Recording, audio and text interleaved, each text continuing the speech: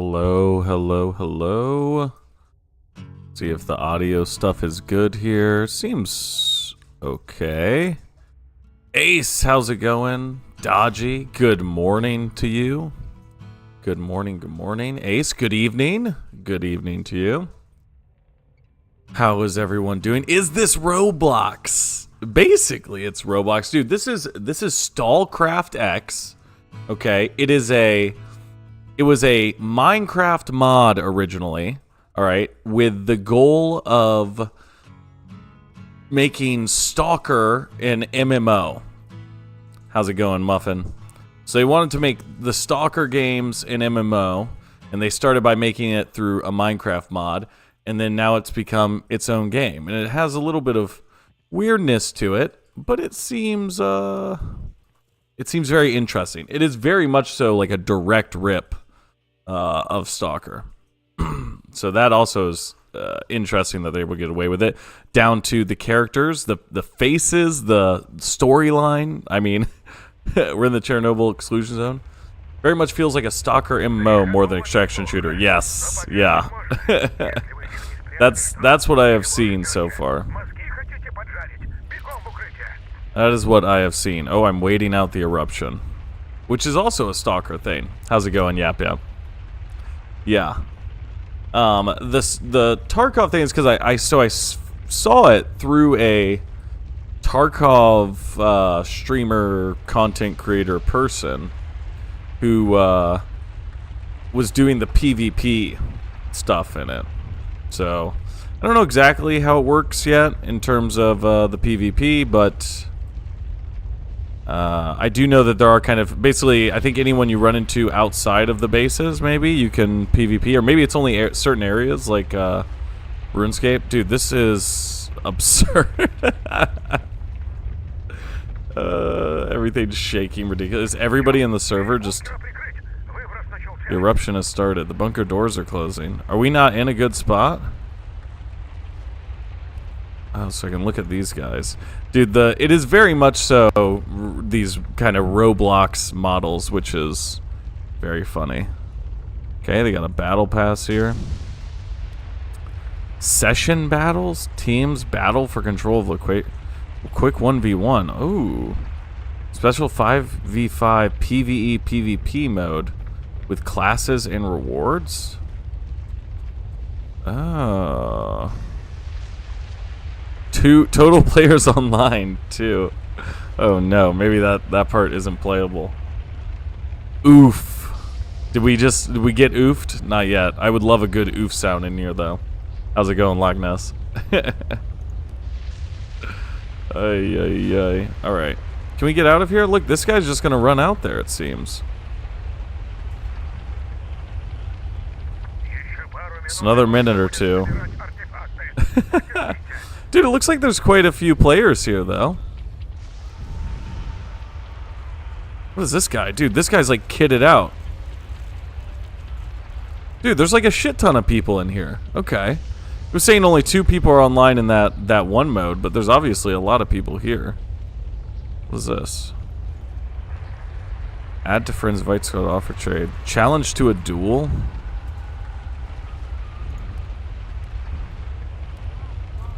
You can challenge people to 1v1 sniper duels?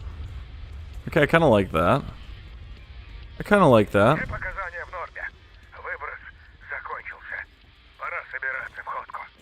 Alright, back to normal. Yeah, I mean, every mechanic even, I think, is pulled straight out of out of Stalker. Like, even having the bolts that you can throw. Alright, what are we doing here? Read the briefs. Alright, let's go see here. It's kind of like some stamina management stuff as well. Alright, what is this? Ooh. Nobody knows a thing about you. No surprise there, since you just arrived in the zone. Complete quests from local residents to raise your reputation. Double click to open the barter tree. Okay. Interesting. Can I buy it? Offer 1. Okay, we don't have enough rubles. We have 0. We have 0. Okay. So what? Get the artifact identified by a scientist. Wait, but what are the other things? Supplies, merchant, gear, fence, researcher. What does this one do? Oh, you click them over here?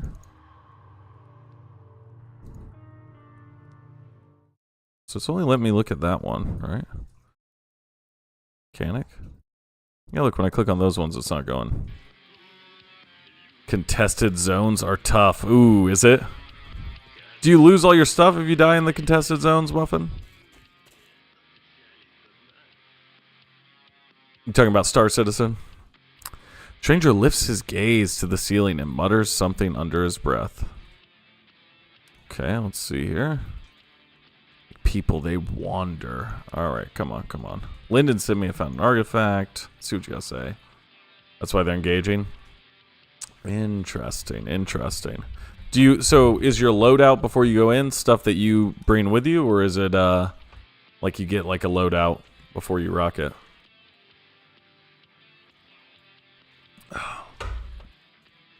Use it for my own good. Okay. Any scientist can help you with this difficult task. When you know what artifact you're dealing with, you can sell it or use it. Gotcha, gotcha, gotcha. Number of incredible properties. Yeah, let's see. Is it a good one? Ooh. Okay. Do you do it? Oh, do I put the artifact here? Uh-oh. Maybe I should have read a little more. Hey, Jake! The Blue Fork Oracle. Thank you. That's Tarkov Ventrina. Noticing a lot of hackers on lately. I haven't been running into a lot of hackers. Man, I got kind of like overwhelmed with loot. I've really, you know, what I've been trying to do in Tarkov is just kind of load into matches and get kills. Like, I've just been trying to like get into as many engagements as I possibly can. Do I know what this is now? Oh, it does. Wait, okay. Spectral crystal. Stamina regeneration, psi emission, psi emission. Okay. But yeah, so I've just been trying to get into as many engagements as I can. And what I found is that I definitely need to get better. But also, I was getting smacked in the garage on ground zero. And man, I whipped on this dude aimbot style. Still got killed, but I did a shit ton of damage. I was right on him. So I'm trying to get better at my engagements because my stash basically got overloaded with supplies. So I was trying to, you know, kind of get rid of some of it by dying a few times. Where do I equip this, dude? Note, find on auction, view, delete. Did I just miss it by talking to this guy? Was say sell the artifact to a fence. Okay, it doesn't want me to equip it. All right, let's see here. Gotcha. All right, you buy the good stuff. Have an artifact. Ooh. 1,484. All right. New quest, weapons merchant. Ooh. Get a gun. Okay, this is good. This is a good deal. Depends on what services you offer. I want a gun, brother. Ooh, an old MPK and some parts. Dude, the soundtrack goes hard. Soundtrack reminds me of like an anime, it's like a 90s anime style soundtrack. Alright, what do you got here? Mosin carbine. Mosin rifle. Interesting, interesting. Required level 4. What is this? Okay. Oh, wait, so we can buy this, and it's required level 1? Alright, let's do that. So since we have the rubles here. Alright. Yeah, we don't want to rock this thing. Oh, but we need ammo, don't we? Is it going to give us some ammo? We have 0. We have 0. You're going to fix to the mechanic. Okay, okay. Hopefully he doesn't mind that I'm completely broke. Dude, that emission was like long. It was like an incredible amount of time. The faces just slapped on the cubes are great. A large middle-aged man. His face looks calm and relaxed. Hiya. Hiya. I don't think that's what you want to say to this guy. Feeling better, bro? All right, come here. Yes, I do need some stuff repaired. Let's get it working. Contested zone entrances are right next to shops. Honestly, a lot more refreshing than Tarkov, as you don't need to worry about losing a lot. Oh, yes, that can be the rub. is losing all your gear, indeed. Oh shit, we got a bunch of this too. Okay, well, it definitely didn't want us to buy this, did it? Want us to buy this. Wait, we already talked to him. Sweet. Don't even think about taking a gun in that condition into the zone. One misfire and you're a goner. Weapons and select a modification. Oh, what is this? An old flash hider. Dude, this is like the depth to like this game is. This is like some shit I would have stumbled upon as a kid and been like, what the fuck? It's got a whole little thing going on in here. Dude, this looks pretty good. Apparently this is like an update. And they're updating the PvE stuff as well. Excuse me, kind sir. I want to see how the PvE stuff feels. Contested zones have PvE in them as well, Muffin? Know me, how's it going, dude? Consider your newbie fighter lessons complete. Alright. Visit the auctioneer. It's a nice reward in your storage. What's this? Grenades, first aid kits. What else here? Bandages, okay. Pouch of 9mm rounds, sweet. Okay, well we're good. We're in pretty good hands here. Take Lyndon's gift. Oh wait, do we not take it? Open your inventory. Personal storage. Oh, it's separate. Okay. Container with weapon camouflage.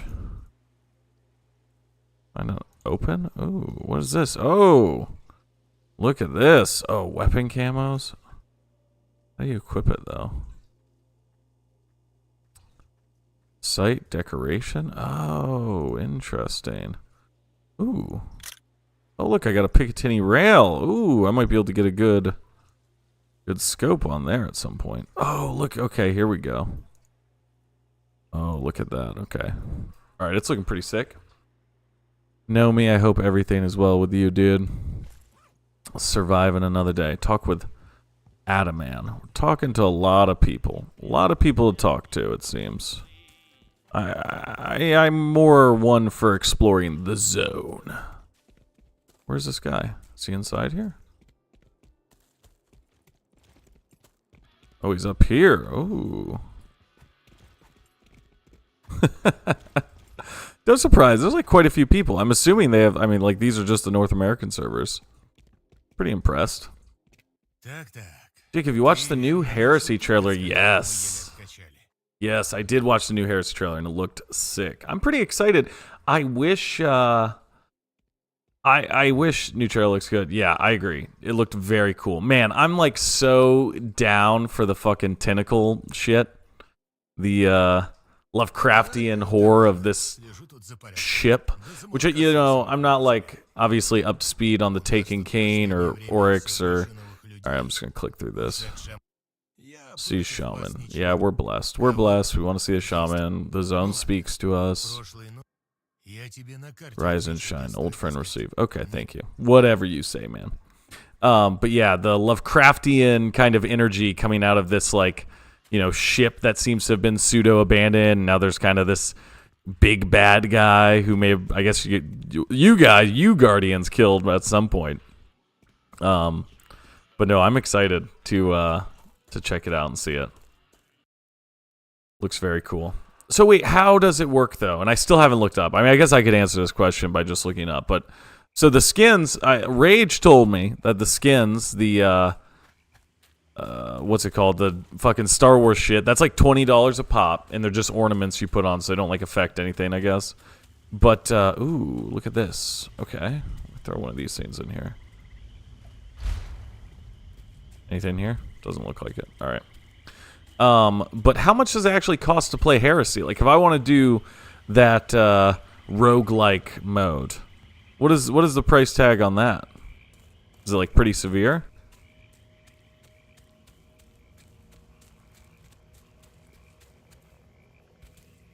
Okay. Animals over here. Maybe I should look at the map. Oh, okay, okay. I need to go the opposite way. Well, I'm gonna try to kill this thing first.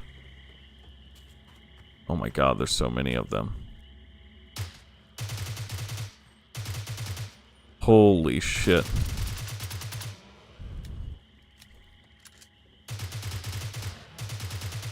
Okay, this is...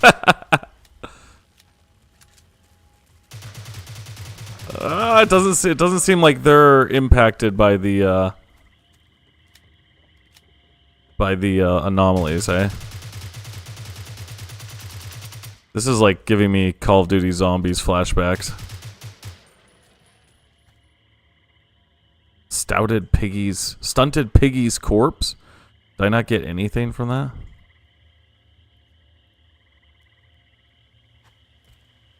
Did I get anything? No, they don't have anything on them. Alright, so it's just a complete waste of time and energy. There should be $10 or $15. $15 for a season. Okay. Okay. So you pay the $15 and that gives you access to everything that comes out in the season, yeah? I wish they would have made that clear somewhere, you know? They should have said that, but alright, so $15 and you get to do everything. And does that give you like the new dungeon, I guess, after that comes out? You gotta live. That's your reward, yeah. Well, I'm not grateful for that. I should be. Correct, but the dungeon is not part of the season. You'll need the dungeon key. Okay, wait. So if you want to do all the new content, right, how much is that? Is the dungeon key, does that cost separate? Or is that something that's unlocked in the dungeon? Because the other dungeon keys are like just shit you pay for, right? Kinji, how's it going, dude? Hope you're doing well.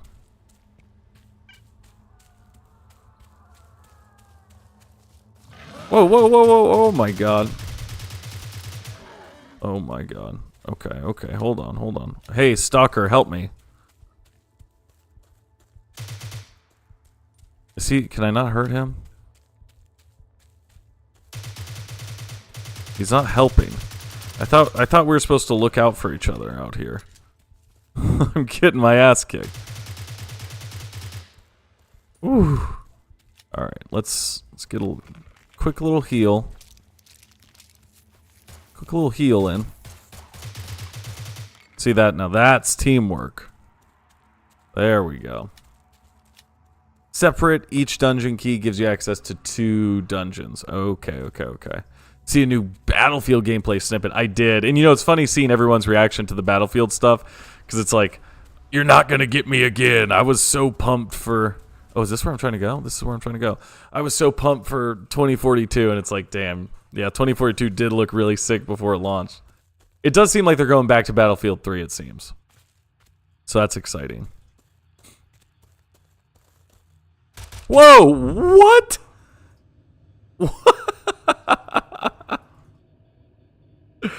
Oh no! I just tried to kill one of the other stalkers. Okay, so you buy the dungeon key. How much is a dungeon key then? How much is that? Stalker is standing over a bleeding body. Hey, help me! Somebody, man down. All right, let's check it. The wounded man lets out a moan. It's quickly cut short. His eyes roll back. It's Bond helping. Oh no. A terrifying shriek. But I'm no pussy, so I ran in to see if someone needed my help. Don't lose that stalker edge. Thing is, most players buy the newest DLC with all the seasons coming in the year in one pack. Gotcha. So maybe they didn't think it was neat, or they didn't throw a price tag in players' faces. Yeah, gotcha. You have no allies in the zone. It seems like it. I couldn't shoot that other guy. Since I play year round, I just get the yearly expansion, which has all the seasons and dungeons that year. So if you get... So, okay. So, for example, 2024 Ace. You bought the final shape, and then you bought, what, a season or the year annual pass? Were those like the two things you had to purchase? And that comes with enough dungeon keys for everything else? Player's loss. See, look, because I can't shoot that guy, though. Alright. I'm going to go back there, and I'm going to fucking kill this guy.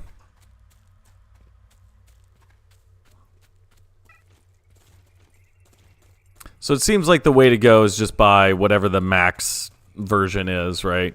At the beginning of the season or year or whatever. And that kind of just gives you everything.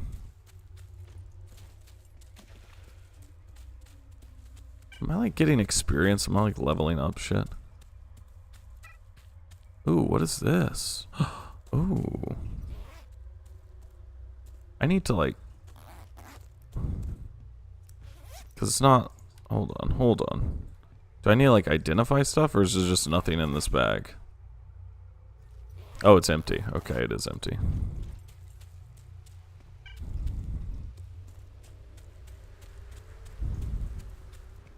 Alright. So this guy just one-shot me? That's how it works if you have the money, I see. I see. I can't believe I stood next to this guy. What is this? It's empty.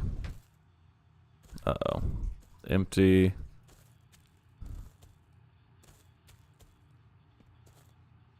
Oh. At least 24 bullets lodged in the stalker's chest. Someone was pretty generous with the lead here. Alright, let's check it out. The entry is the dead man's PDA. This must be Calgan. Someone clearly took him out. His crazy friend Art. Quest awful news received. Oh no. I don't know how it is in dollars, but if I buy everything together, I'm pretty sure I save some money. Gotcha. Rage, how's it going, dude? Hope you're doing well. We're playing some Stalcraft. So, man, I need to find the PvP areas. I need to get some ammo for this Mosin, too. Ooh, don't want to go in the irradiated water, probably. Yeah, I don't know. I don't know how I feel about that. So it's so you have to get like a annual or a seasonal pass, and then you buy the DLC separate. I guess that makes sense to me. The dungeon key thing seems to throw a wrench in it, but I guess like Ace is saying, kind of just seems like everyone who's actually playing it is just, you know, playing it up front. See a grimace of pain. Oh wait, look, I can examine it. Oh, okay, do some Batman detective shit here. Red area of skin around the neck, small bites, several deep lacerations on the hands, palms are scratched, fingernails been torn off. Okay. Okay. So it was something awful. It was a monster. But yeah, it just seems like everybody who's wants to play the new Destiny stuff is so tapped in, you know. Buy the annual pass and the DLC bundle, it's a $100 purchase for a year's worth of content. Okay. $100 for a year's worth of content. I guess. Do people think that that's fair? Do people generally like think that that was worth it, like year to year? Yeah. I get it. I found him. He was dead. Ooh. Some 9 mils, bird shot, some parts. Ooh, and a sawed off. Yeah. Okay. Plum, peat, and coxcomb. Alright, we're talking to some other people. Wait, what is the condition of it, though? Does this fit there? Ooh. Oh, it's at 100%. Okay, that's useful. Nice. Dungeon keys are not very liked, but at least the money made with them goes directly into development of future dungeons. Okay. I see. Yeah, $100 a year. It's a little bit cheaper than individually buying everything. Gotcha. That makes sense.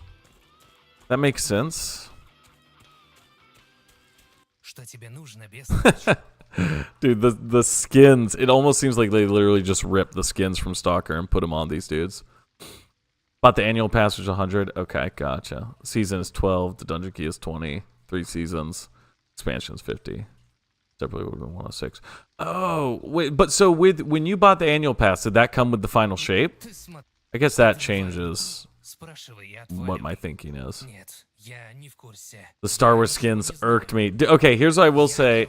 When I first saw them, I kind of thought, oh, okay, kind of. It's just like one of those cringe things, in the sense that I personally don't enjoy Star Wars anymore. Not that like I'm not like one of those people who's like Star Wars has changed and gotten bad. I mean, I think just every era of Star Wars is for a different audience or whatever, but I'm personally just not a fan of it anymore. And so I was just like, okay, don't really care. And I saw the Stormtrooper, and I definitely thought the Stormtrooper helmet looked a little weird. I don't know. I think it was too small is what it is. But the black skin, I don't know what I don't know which Stormtrooper variant that is, or Empire crony it's supposed to be, but it has grown on me. I do like the look of it. Jesus, that's creepy. I like the look of this too, though. It's uncanny, yeah. Dungeon Key did go into developing Pete Parsons' garage. Oh, poor Pete, dude. One day I'm gonna ride around in one of those Pete Parson whips, guys. He's gonna let me take one of them for a test drive. Put all the jokes to rest. Make one of them the all-right mobile. See how much Frontiers is going to cost? Because Seasons will be free with Frontiers. Oh, okay. And they said Frontiers is going to have just as much content, right? As like what they've been doing, basically. It's probably not how you're supposed to experience the narrative, but just can't be bothered. I just can't be bothered. Oh, whoa. Easy there. It's supposed to be a Death Trooper. Okay, yeah. I don't know. It looks cool. That's the Hunter one, right? It looks really sick. Pete had arguments with Diver over cards. Plum had a falling out with Diver that strikes me as odd. Coxcomb was really tense and lied. Yeah, let's do Coxcomb. Yeah, что? Seasons used to cost $10, but there used to be 4 of them a year. Okay, so doing the math, it was $110, which would save you slightly more. Gotcha. Dude, see, this is a lot of the complaints people have about Destiny. I always just think like, man, it's such a difficult position. Just creating a monetary plan that even accounts for this much content over this many years. It's like you're kind of like, you're damned if you do, you're damned if you don't. I don't know what a good way of doing that would be. But this seems pretty cool. And I do really want to try the roguelike mode. That looks sick. Is there like a power level, or is it everything kind of brought up? I know they raised the power level, right? Up 10 points or something, so it's going to go to what, like 230 or something like that? Just wish they put Destiny spin on it like they did with the other ornaments. So what have the other ornaments been like? Well, I know that they had like the obviously the marathon kind of inspired ones, right? So I remember seeing those. But I don't know that I'm even aware of that many other ones. Oh, the magazines? What do we got here? Ooh, keys to a crate. Okay, something was hidden in there. Uh-oh, here's the crate. Look inside. No, there's got to be another crate. This crate? Ooh, okay. Hollow points or something?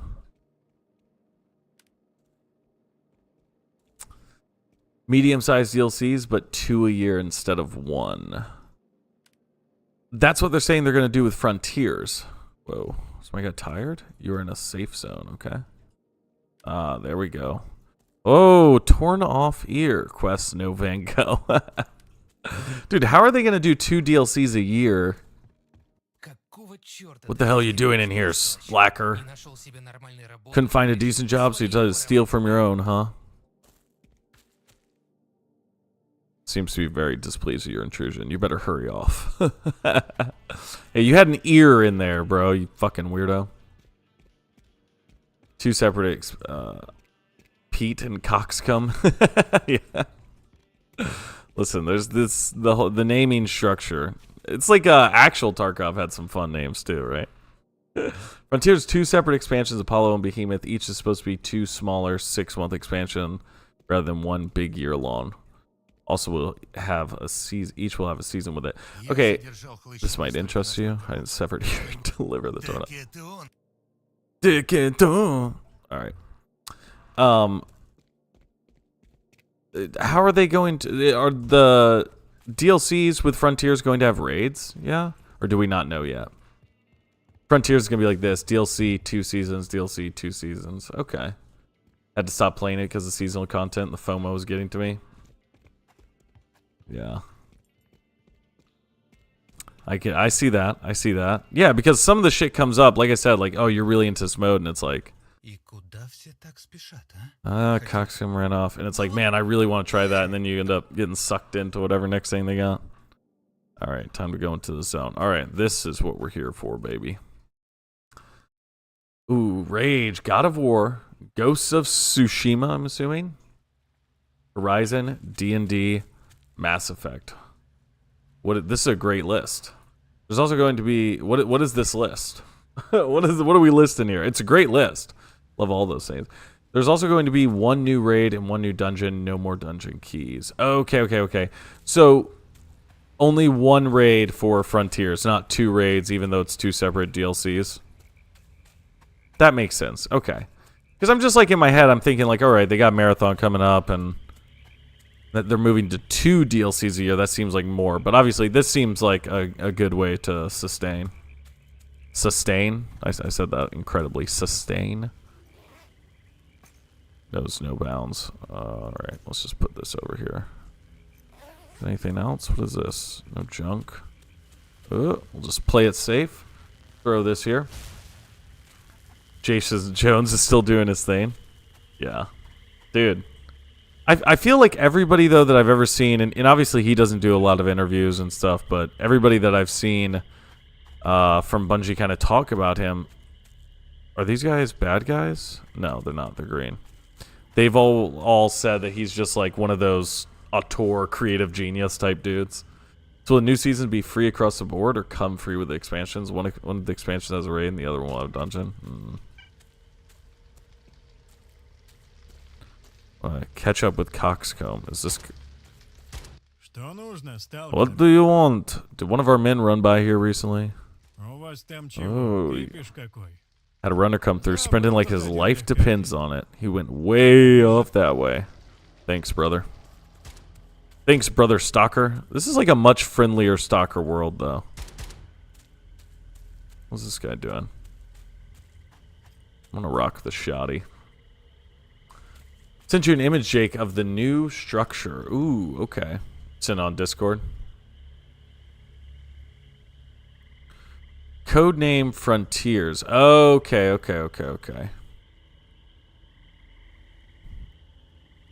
Hold on.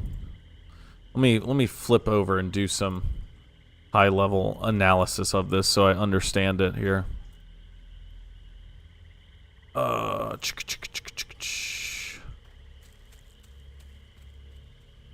What do we gotta do? We gotta do this, don't we? Bang. Alright, let's check this out. Okay. Hold on. Let me build my understanding here. Codename Apollo, codename Behemoth. Okay, so summer... Oh, interesting. Wow, so Frontiers ends basically summer of 2026. Expand new stories, new locations, new missions... New weapons, new gear. When they say new location, do they mean like new maps on one planet, or like a new planet structure area entirely? New and reprised activities, gear and artifact mods, modifiers, sandbox meta. What is a sandbox meta? Oh, that's the crossover skins Destiny had. Thank you, Rage. I was reading this. I was like, this is crazy. Wait, what was their D&D skins? That sounds rad. I'm going to have to check that out. Just died again. Oh, no, Muffin. Oh, no. That's the fun, though. That's the fun, right? Actually, 1 season each, and we'll just have a mid-season update. Gotcha. Damn, God of War? God of War Destiny skins? That sounds pretty rad. Do they come back in the store? Thought I saw 4 seasons, 2 per DLC. Well, looks a summer 2025 update. Are these the seasons? Will be like Arsenal Surge, and then winter and spring of 2026. That's a link to the article, and it only shows 2 seasons for 1 year with named updates. Oh, okay, those are updates. Gotcha. Gotcha. All right. Flip back over here. Oop. All right. That reminds me, the funniest thing was the first time I played Marathon 2, I saw Robert Blake and immediately was like, hold up, is that Jason Jones? Yeah. Dude, hopefully Jason Jones reprises his role.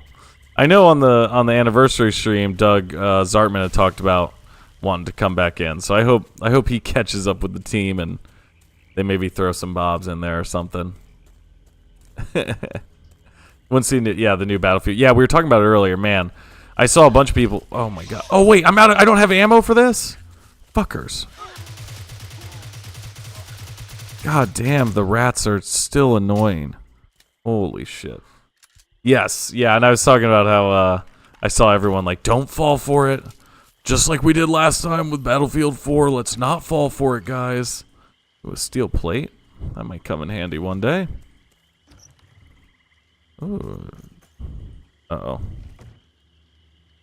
Okay, this guy seems friendly. Look at the face, dude. But yeah, I was really pumped. It looks super like they're going back to like kind of Battlefield 3 kind of feel. Looks awesome. Dude, the instructable environments, like I guess the finals is the only thing that kind of scratches that itch right now. Even when I was playing Battlefield 2042 a little while ago, I didn't really notice any destructible environments. There definitely were, and I only played a little bit of the multiplayer, but I don't know. The destruction seems on a whole other level in that they call it Battlefield Labs, where they're testing everything out. Join VC to explain? Sure. Have you pop in here.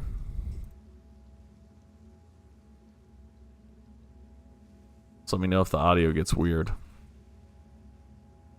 Welcome to the stream, Ace Traveler, if he joins. We'll see. Ace, hello. Give me 1 second. I'm ordering dinner right now. Yeah, no worries. No worries.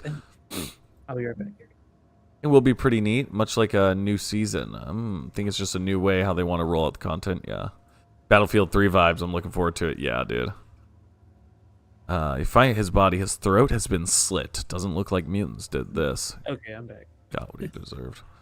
All right, so what's the plan? Well, let me hear this. Obviously, what do you think about the heresy stuff?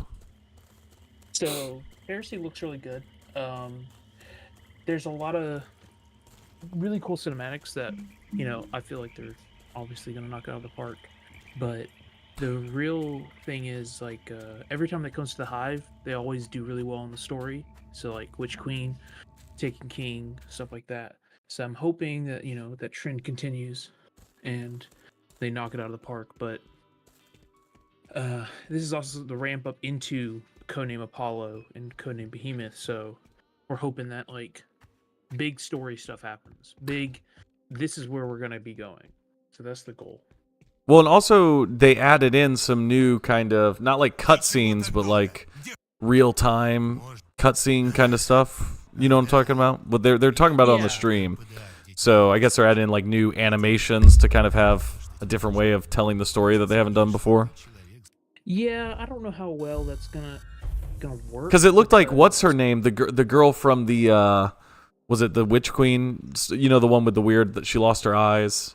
Yeah. There was like a clip in the trailer where she's like being thrown around in game by someone. It looked like. Yeah, I think it's just a cutscene, but I'm a little bit more pessimistic when it comes to that. Yeah, you don't think it's gonna look good? So, I'm not that it's not gonna look good. It's just the way they're talking about, hey, we're trying to change it up. So if you've ever played a Destiny season recently, I guess ever since Chosen, you would go to the helm. Then from the helm, you would interact with the machine, go to a story, and then interact with the machine. And that's the whole. That's every week. You would just get on, interact with the machine, do a thing, come back, interact with the machine. And because they did this over and over, it was really simple to, plug and play. Maybe you have a cinematic every once in a while. Maybe you see a character talk to you, but it was much easier to build seasons because it was consistent. But the problem is, people get really bored of consistency and complacency. So whenever people would get really bored and was really annoyed with, going to the exact same thing over and over and over and over again, um, there was a lot of feedback on that. So they're trying to mix it up, but it still feels like the same thing. So what I think they're going to be doing is, while you're on the Dreadnought, which is the returning location, they're still going to have them talk to you, but it's going to be, instead of you going to it, they're going to talk to you there, like in a hollow projector form. Gotcha. Okay. So maybe it's going to feel a little bit different, but essentially it's the same. So I just don't know how substantial they can change that formula. Now, in Codename Apollo and Behemoth, I feel like they're going to start to really change the game, because now they can go anywhere. They can do whatever they want. There's no story holding them back. There's no, we got to go fight this. We can't just take a sidetrack and do all this other things. Like, now they can do whatever they want. So I'm excited to see what Codename Apollo Behemoth, but I kind of wanted to talk about it a little bit more because I saw that you were getting a little confused on what's going on. So Code Names is just like if you want to think of it as a yearly expansion, they're switching to just 6-month expansions instead of one big expansion. Okay. So you've never played it probably, but whenever D2 first came out, and I guess in D1, they used to actually do something along these lines, where in D2, when it first came out, there was the Red War, which is a big expansion. But then after that, they had Curse of Osiris and then Warmind. Now, those were smaller expansions. They introduced a new location. They had a story with them. But the thing is, they weren't as long or as expansive as have all this other extra content as a big expansion. Mm-hmm.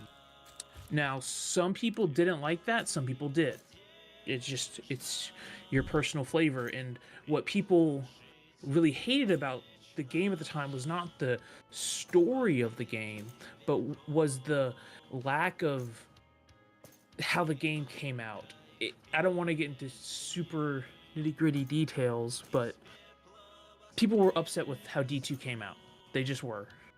We can gloss over why, the reasons, but they just were. Yeah. So a lot of those early expansions, so Curse of Osiris and Warmind, is seen as a dark, like Curse of Osiris especially, is seen as a really dark time in Destiny. They thought they were going to have to pull the game, like kill it.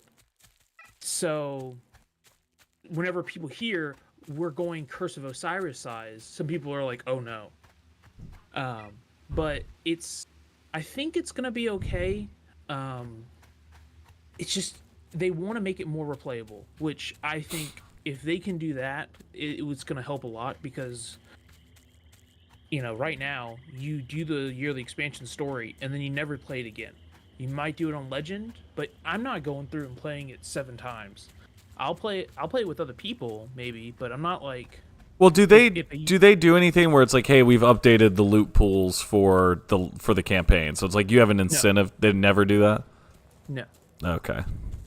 So that would be... It's like a Halo story. So, like, for a Halo game, went back and played the Halo campaigns over and over and over again. Yeah. But whenever, like, a expansion comes out, I play it 3 times because I have to do it for 3 characters. But then I don't feel the need to play it again. I don't feel like, oh, that was such a good mission, let me go play it again. Well, I guess, like, the big narrative event is happening kind of in the raid or the in-game stuff. How's it going, Jacob? Doing well, dude. Yeah, in the raid. And then also there's seasonal stuff that keeps you coming back. That's what's supposed to keep you coming back, is the seasonal. And the expansion is just for everyone to, like, big changes in story, big events, and then you can do the side stuff. But typically people are not playing the campaign itself over and over. So what I'm hoping for is they make a big change to the expansion itself, to the main campaign, to make the campaign replayable. Now with this roguelike stuff, imagine spending all this like 50% of your effort on this one big part of the game, which everyone likes, but plays one time, rather than cutting out all the other stuff you're doing, spend it all into this one thing, and then have people play it over and over again. Okay. I So see what you're saying. Yeah. that's what I'm hoping for, but you never Well, know. so is this is that roguelike mode going to become like a mainstay, or do you think that's just here for this season, basically? So that's what I think is the main difference. Is it's going, instead of being a seasonal activity that will disappear, it's going to be a mainstay. It's going to be an expansion, so we know it's not going to leave. Okay. Well, we hope it's not going to leave. Interesting. And what do you think about this kind of... So basically, coming up on this summer, they have a year-long plan for Destiny 2, where it's going to be the two expansions. What is it, Apollo, and what was the other one called? Behemoth. So it's going to be like these two big... those will each be seasons, and then So two updates as well for each of those. there'll be an expansion for the expansion that comes out, and then a season will come available with it. So the season and the expansion are separate. Okay. And then midway through the season, there's going to be another update. So with episodes, they try to do it in 3 acts. So there's Act 1, 2, and 3. And with each act, they came out with a new activity and more story to do. They tried to do this to ensure people coming back. They wanted, instead of it just being like 10 weeks of story and then like 3 weeks of nothing, or like 6 weeks is nothing, it was 3 weeks of story, 3 weeks of nothing, 3 weeks of story, 3 weeks of nothing. And it got people to come back more often. So it kind of worked. Some people didn't like it, some people did. But, So for this season, for a 6-month season, they've had some of them before, but they've typically, whenever an expansion is pushed back. So the goal is you have this update, the season come along with the expansion, and then 6 months later you have a new activity per se, new story objectives, new something that comes along with it. But it's still connected, it's still the same season. And then the next expansion comes out, with its own season. And then halfway through that one, we're gonna have an update. So there's gonna be a new raid with probably Apollo. That's my assumption. And then a new dungeon that comes with Behemoth. And then the next expansion, which will probably be codenamed something that starts with C, will be after this. Well, do you think that they're going to do another season after this, or do you think they're going to push for some sort of much larger... I think they'll definitely do at least one more 6-month expansion. I just have a feeling that there's going to be... They're gonna have to already have something planned, because as of right now, they have to be almost done with Apollo, if not like just polishing it. Because if it's supposed to come out this summer, that doesn't give them that long to have it done. Maybe they're trying to finish the season as well that goes along with it. But then they've got to start it on Behemoth. Now, if they were to say, like, let's say Apollo comes out, and they're like, people are like, oh, we hate this, it's terrible, it's awful. They don't have time to go to finish Behemoth and then switch to do another yearly expansion. So there'll probably be another 6-month delay if that happens. So my assumption is there's going to be another code name right after Behemoth that will be another 6 months. And then depending on the reception of Apollo, they'll go back to yearly expansions, or they'll keep doing the 6-month if people like it. But you don't think that after a year after this part, you don't think that they're going to just move to like some sort of bigger, like Destiny 3 or something like that? So Destiny 3 hey Jill, probably... that is Ace, the one and only. Yeah. Destiny 3 is probably not going to happen, at least anytime soon, because if they wanted to release Destiny 3, it would have to take at least 3 years to do, because that's just how long. Because they're gonna want to update the engine, they're gonna want to drop, like, because if you're playing on Xbox One, not even Xbox X, Xbox One or PlayStation 4, you can still play Destiny. And there's a lot of legacy hardware that you're going to have to upkeep. That there's some things in the game that if you want to do, like, you're going to have to make sure it works on all platforms. Now, if they had a Destiny 3, they would want to upgrade. They would probably drop those legacy platforms, but they're going to upgrade their engine probably as well, which is going to take a while. But I pose it to you, Jake. If I asked you, you're just like a kind of a regular player. I'm pretty regular guy. Yeah, we're gonna make a Destiny 3, but we're going to drop all support for Destiny 2 so we can make Destiny 3. In your mind, what do you think? Well, okay. Well, let me say this. My first thought is some people would probably not be happy about maybe losing all of their progress and their character and that. But I don't know. I kind of feel like I still obviously have a lot of game to get through. But like, let's say we go through, we do all these raids. I'm gonna have a better understanding of stuff. Like, I'm probably gonna mess around with this episodic stuff a little bit. Maybe play some other stuff I'm interested in. But at the end of all that, my thinking is, I feel like where my head is at right now, at least, is just like, is it possible that, I don't know, there should just be like another step or another evolution? Like, I guess, let's say they put out a DLC that's as good and big and amazing, and I guess I don't know the read of the room in terms of well received, but like, if they put out like another Final Shape style DLC that, from my perspective, seemed like pretty good and big and like had a lot of stuff that people liked, it's like, would that kind of hit as hard as, like, you know what I mean, if they did it 2 years from now or 3 years from now, like in Destiny? I don't know. I kind of feel like maybe at a certain point you just have to move on to something else. But is Destiny, like, is it supposed to be a forever game? Like, is that what they're... So, originally, whenever they were signed with Activision, and they were going to do 3 expansions, and then the next game, and then 3 expansions, the next game, and just keep doing that over and over. Because, with Activision, you have Call of Duty, yearly release every year. So with this, Bungie actually had 2 partner studios. So they would work on the main, the big one. So, for example, D1's launch. And then the side studios would work on the next 2 smaller expansions. Okay? So for Destiny 2, for example, they worked on Destiny 2. They started that shortly after Destiny 1 started. A little bit past that. Maybe after Taken King came out, they started working on Red War. But there was another expansion in there called Rise of Iron. Mm-hmm. Now, the studio itself actually didn't make that. It was a side studio. Now, obviously, they had direct oversight of how the story went and how everything else went, but they had two complete studios working on these other expansions. And that's why it was this yearly release. But whenever they left Activision, they lost that. They lost those 2 other studios. And they did that. They left after Forsaken. So Forsaken was the last yearly thing that had these 2 other studios.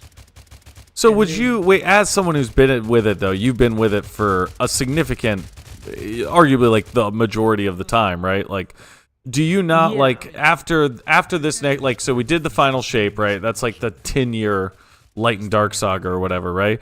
And then now they tried this episodic thing. What do they call these episodes, right? For Heresy and Revenant. So you did the episode thing. Now they're going to move to this kind of other seasonal thing, which it seems like they've done something similar before. Would you not want them to make some sort of like big change, or would you want to like stick with this for like as long as they can take it? So this is what I was getting at. Is what happened was they lost all the studio and they went to Shadowkeep, which was, from some people's eyes, it was just the moon, which was a reskinned location they already had in Destiny 1, and it was a smaller, like, it was relatively smaller. They built their studio back up. They released the next 3 expansions, and then from Lightfall to Final Shape, they lost a lot of their staff. Like, I think it was 20% of their workforce got fired. Well, and there's been, got laid off. Because there's a layoff in the end of 2023, then a big one in 2024, and then another one towards the end of last year as well. And if it took all of them, because they had been working on Final Shape before the first round of layoffs, they were working on Final Shape, and they even had a 6-month extension, and then they did more layoffs after Final Shape. If it took that many people to make that expansion, they just don't have the manpower to make another expansion on the level of Final Shape. So how do you see it playing out if they're trying to, like, at the end of this, they do the next 2 seasons, and they have Marathon, presumably at that point probably out, and also live service, right? How are they gonna? Yeah. Do you think they're just gonna hire more people, or are they gonna source some of it out to Sony? Or so my assumption is that what's going to happen is Destiny 2 is going to enter this expansion mode of just 6-month expansions, and they'll do that for probably, I'm going to assume 3. Again, this is speculation, so I could be completely wrong. I'm not inside Destiny Bungie Studios, but my assumption is they're going to move to this expansion format for Destiny, so they can put more of their effort into the release of Marathon, and make sure that Marathon gets off the ground. Because if Marathon releases and it's a flop, which all of us is going to play it, but like that doesn't mean everyone's going to play it. So if they can do this huge push behind Marathon and get it going, where they're going to have consistent people coming back, then they can start having, because right now the only game that brings in revenue for Bungie is Destiny. That's it. They don't have any other game that's giving them money. So if they can have 2 games that are giving them money, then they have a reason to, hire more workforce, to have people solely, like more people dedicated to Marathon, because they could say, hey, look, we brought in all this money, we need more people, it's worth it. And like, hey, look, now we can dedicate more people to D2, and we can bring in more money for D2.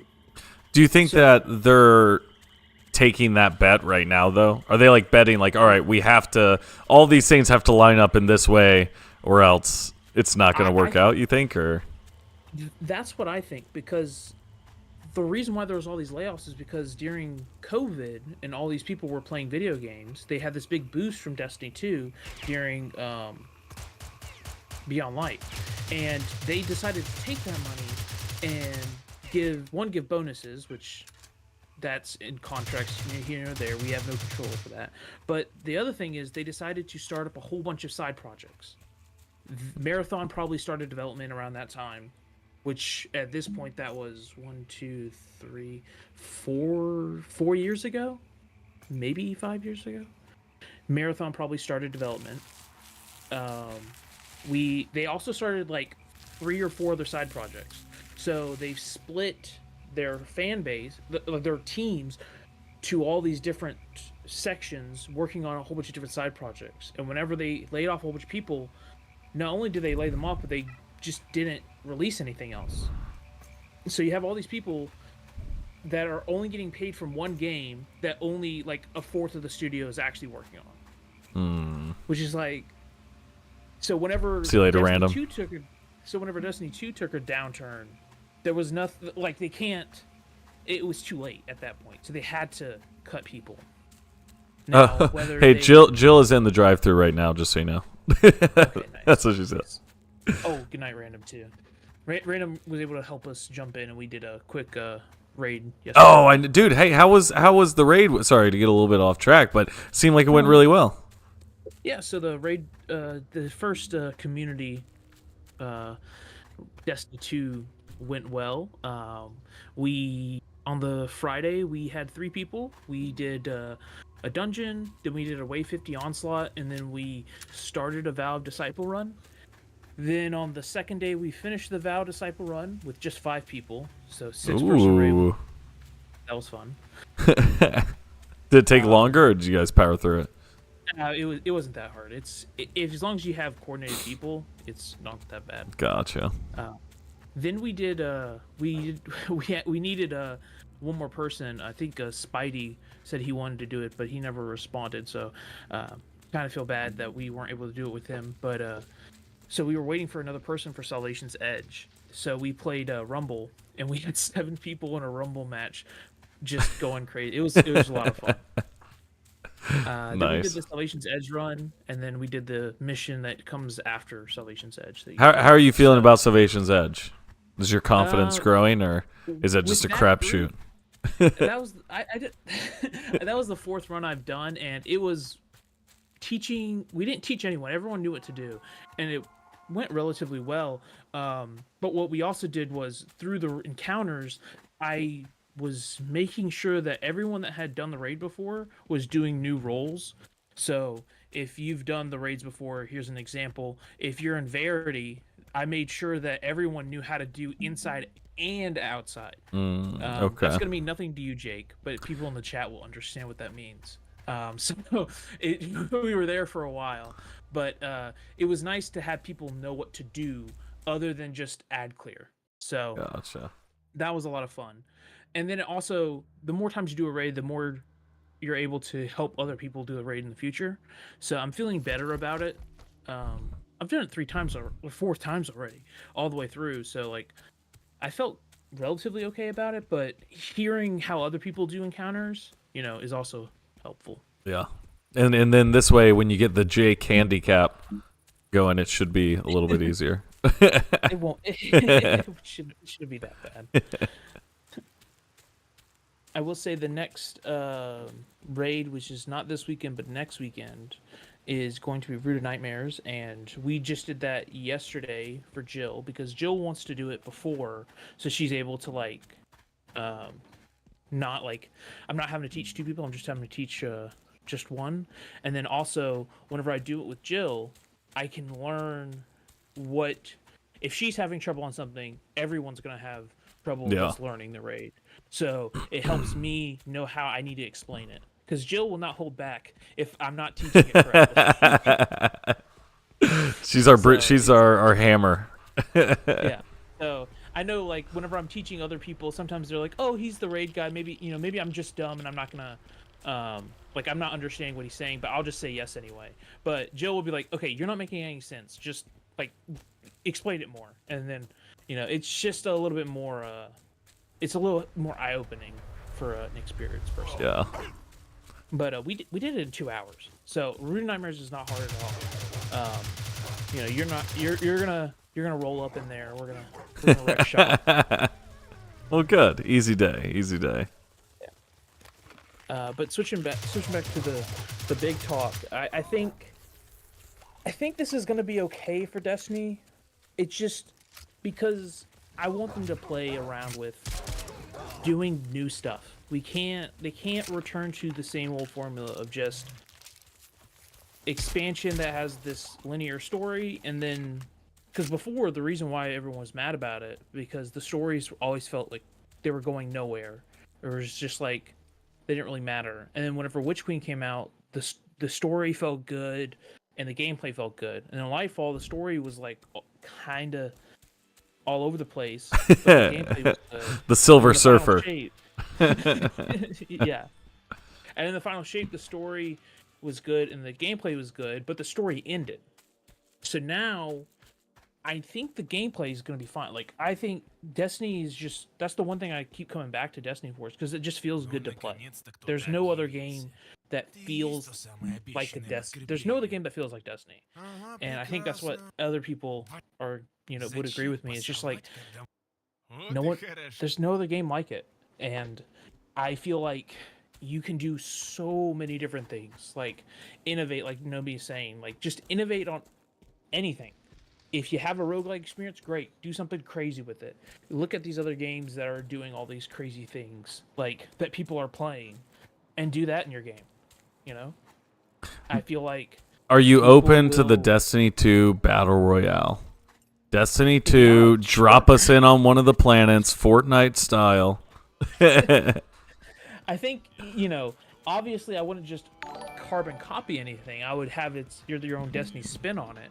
Yeah. But, I'm down for anything. And I'm down for a Destiny 3. I'm down for a hard reset. The problem is, whenever they move from Destiny 1 to Destiny 3, Destiny 1 to Destiny 2, people went crazy because they were like, oh, you're not going to update Destiny 1 anymore? Oh, I can't carry all these weapons? And then you still see it all the time, where people are begging for Destiny 1 stuff to be in Destiny 2. Okay? So yeah, I just saw, what's his name, DMG, he's always fielding like, when is this dungeon? When is this raid coming back? What about this thing? Yeah. So then, if you got to think of a D3, okay, well that means people have, that was only for 3 years. People play Destiny 1. People have played Destiny 2 for 6 years, or 7 years actually. So imagine that many people saying, "Oh, now I have to restart, and I don't have to bring anything." So then you're already going to want to start, and then there's all this content that they want to play, like continue to play and have them new stuff. So then you got to think about, oh, now I've got to. You can't do a simple like CS1 to CS2 situation. If you've ever played CS:GO, you know how CS:GO you transfer all the skins and stuff into CS2. It's the same game, just updated engine. Yeah. But the thing is with that, then you're taking all this development time to remake all the content in this new Destiny 3 engine, all the skins, be able to port all the weapons, be able to port all the armor, when to just do new locations, when what you could be doing is just spending that time just developing in D2. There's just not that calculation. I think on their side is just not worth it right now. But if Destiny 2 is not making money, let's say Marathon pops off, then Destiny 2 dies, or gets to the point where it's just on life support, then that calculation changes. You know, hey, let's make a Destiny 3. There's not enough people playing, because that's why they dropped the first 2 expansions, Red War and those expansions, was because it was taking up, I think they said the Warmind campaign was taking up 20% of the memory, but had like 0.01% of players playing it. So that's a problem. Their side, that's a problem. Yeah, from their side, we're ballooning this game, making it bigger and bigger. And anytime they update the game, they have to make sure it works through all of the content. So like, let's say they update Warmind cells. That was a weapon mod. They would have to make sure it worked in all of the content.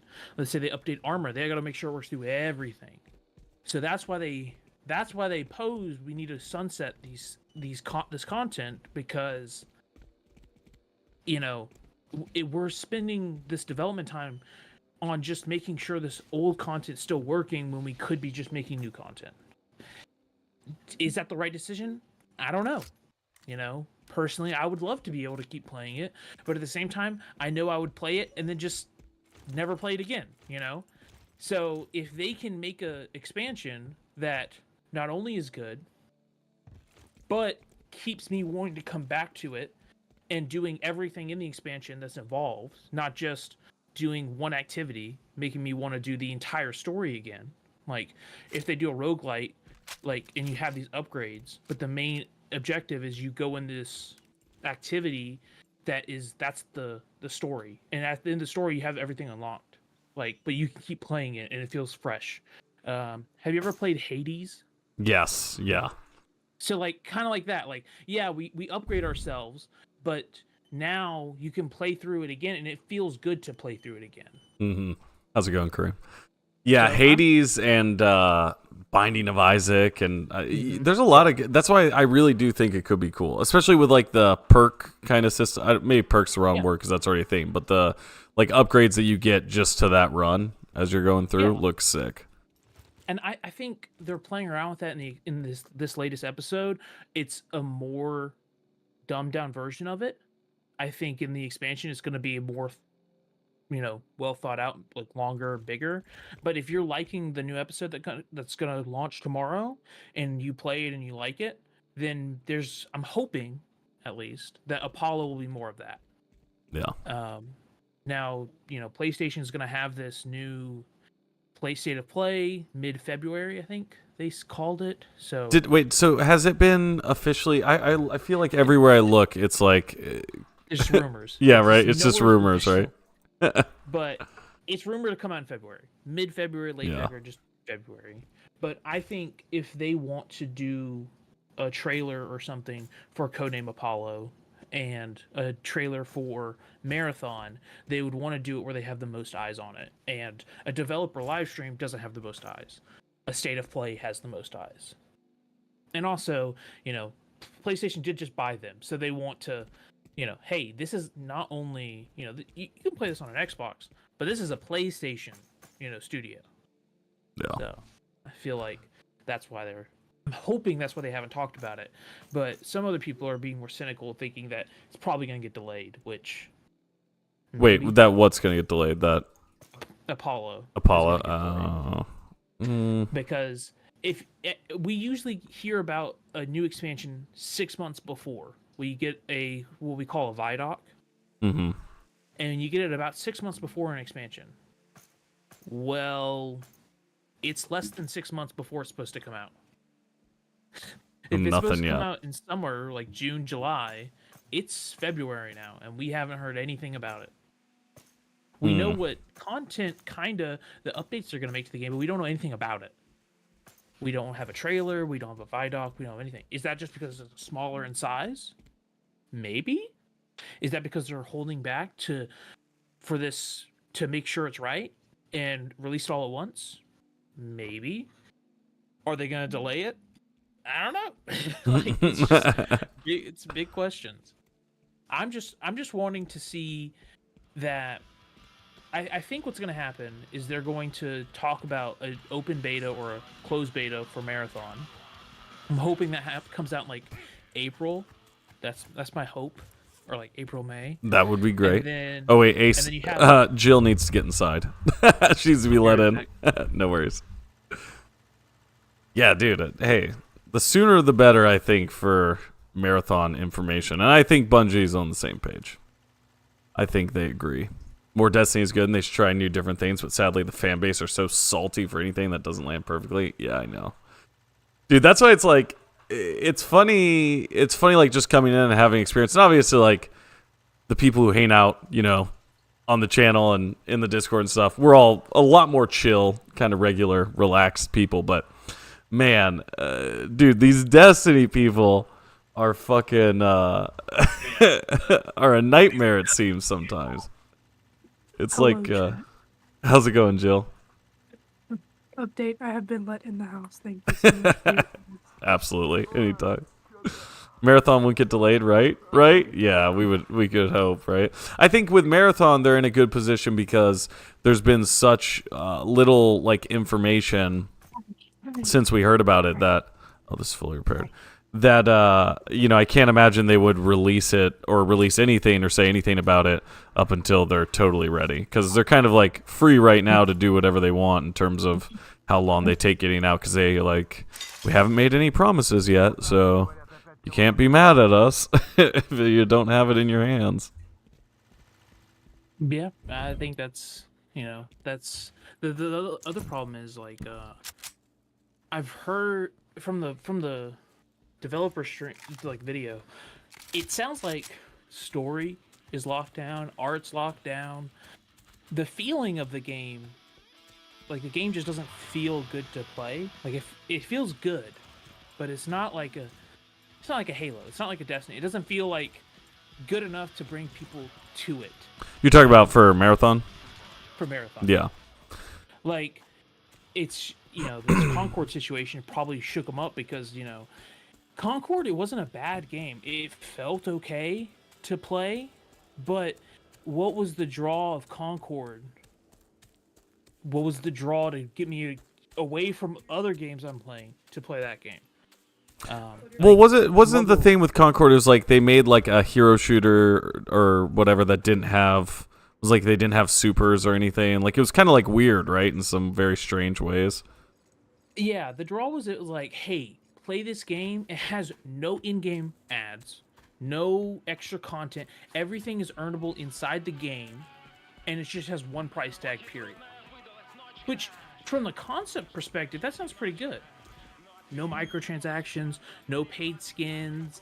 I can earn every skin in the game. I can play this game over and over, get good at a person, but there wasn't anything extra. The game just felt like any other game. It just felt like any other hero shooter, but there was no supers.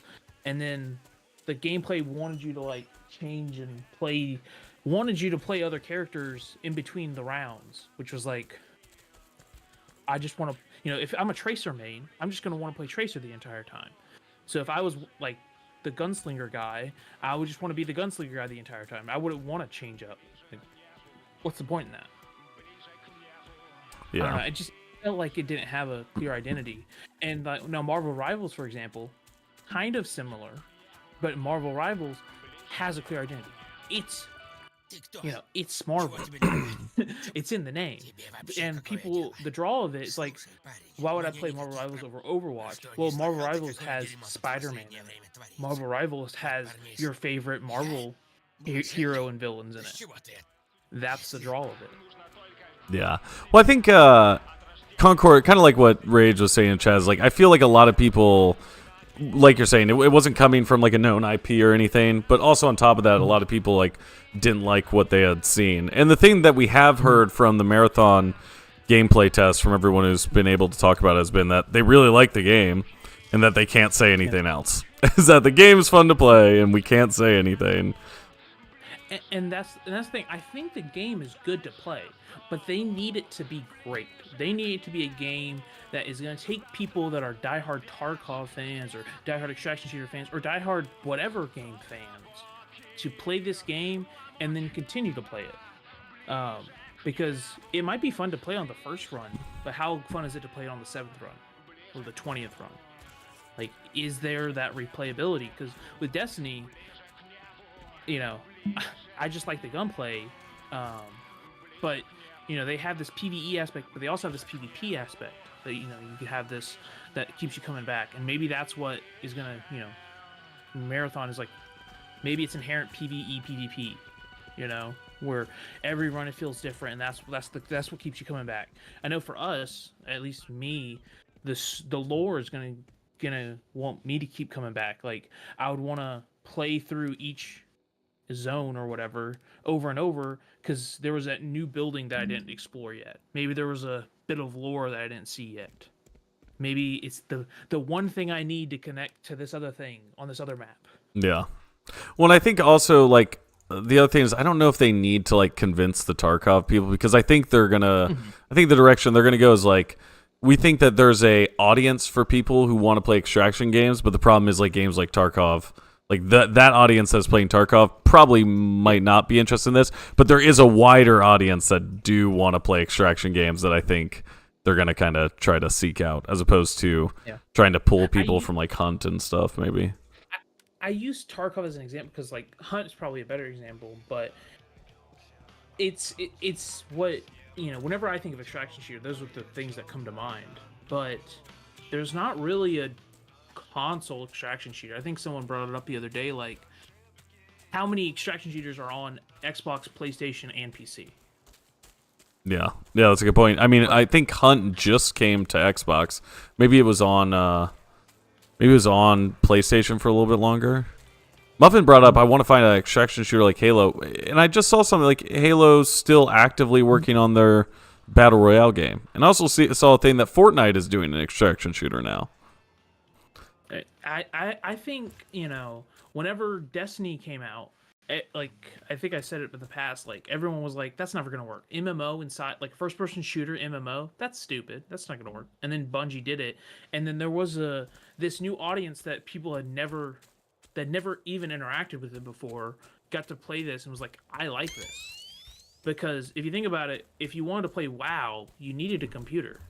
Yeah. But they tapped into this audience of console gamers, and, well, eventually it would come to PC and Destiny 2, but that, like, had never played an MMO before. They grew up playing, like, Call of Duty or Halo, for example, and they got this experience of an MMO, and they wanted to play it. And I think that's what they're doing for extraction shooters. There's, like, I feel like if everyone played an extraction shooter, you would come down on if you liked it or not. But if you're only showing it to like 5% of gamers, you're not going to have a big base. So if they're showing it to a lot of other people and exposing them to, this is what an extraction shooter is, or at least an extraction shooter light or whatever, even if it's okay, there's the people that were going to like it are going to like it regardless. The people that are going to hate it are going to hate it regardless. But because you're showing so many more people, it can be good. Like, it can survive. Yeah. Yeah, and that's kind of what Josie was talking about in the dev update, right? It's like, we want to really broaden our kind of playtests and stuff. Try to get a lot more Yeah. people in there.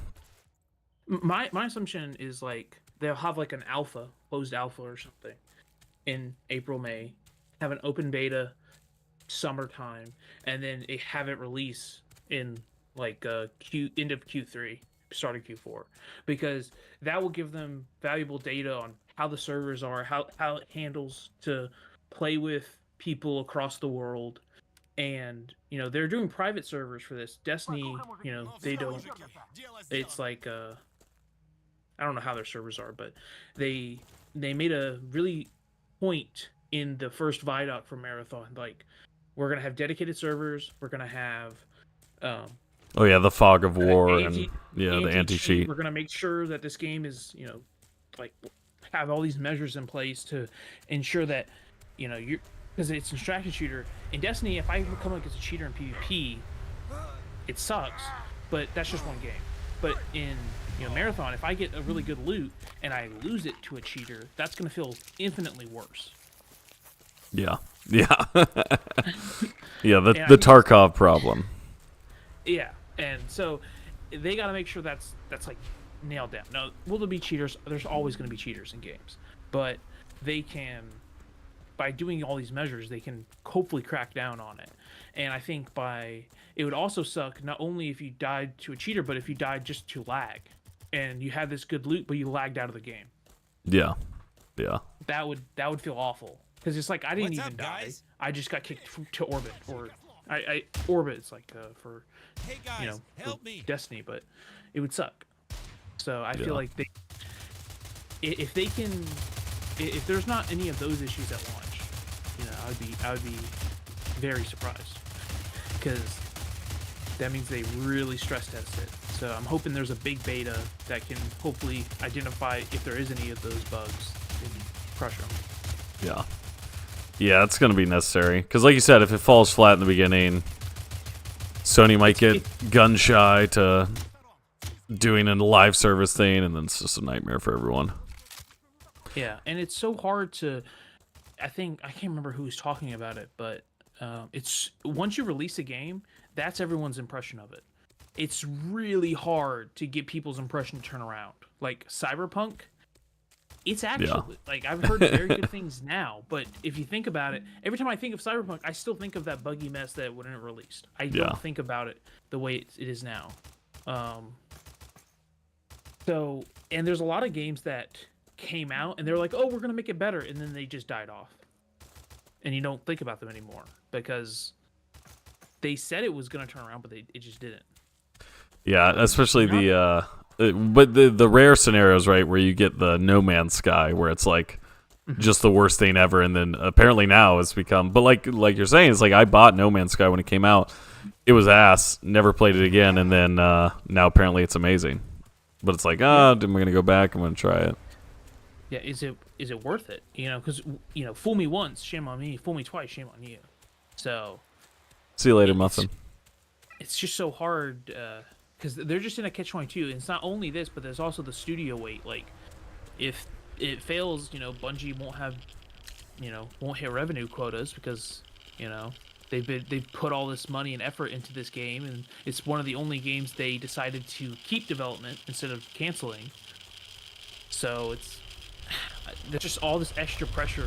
I would not want to be the game developer, the game director in this situation, because if it's a standalone studio and they're getting publisher money to like direct this game, that's one thing. But he has all this extra pressure that he filled the shoes of someone that was already there, that was a long-time Bungie developer. He comes from Valorant. And now there's all the drama as well because he's fucking suing whatever. Yeah, there's just all this pressure on the game, and I feel like us, we're gonna give the game maybe not a fair shot with rose-tinted glasses. We're gonna be like, it's a new marathon game, For other people, maybe they'll give it the benefit of the doubt because it's a new Bungie game, but we just don't know. So I'm nervous. I'm just. But you think at the end of the day, Destiny comes out on top, no matter what? I think think you just can't kill Destiny. I think no matter what, Destiny will always survive. Like, people are still playing Destiny 1. Like, I don't think Destiny's gonna die. I think it might get put on life support if it needs to, where it's just like, oh, we're gonna have this smaller scale updates every once in a while. You'll have the seasonal events and that's it. I think that could happen. I don't want that to happen, but at the end of the day, if that's what needs to happen, that's what needs to happen. I don't want them to, like, if they're gonna make if you ever played Overwatch, they cut development for Overwatch to make Overwatch 2, and they promised, oh, we're gonna bring this PvE game mode, we're gonna upgrade this. But if you were a hardcore Overwatch player, like some of my friends were, they had nothing at all for like 3 years.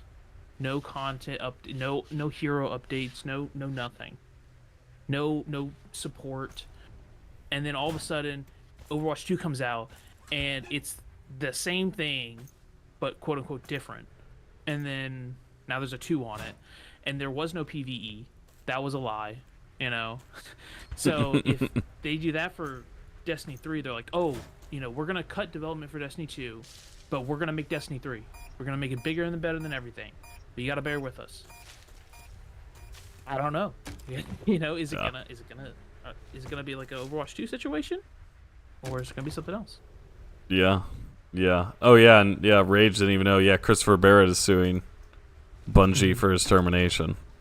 They can't they can't catch a break for like the developers who are just there working and just, you know, doing their job and trying to make cool games.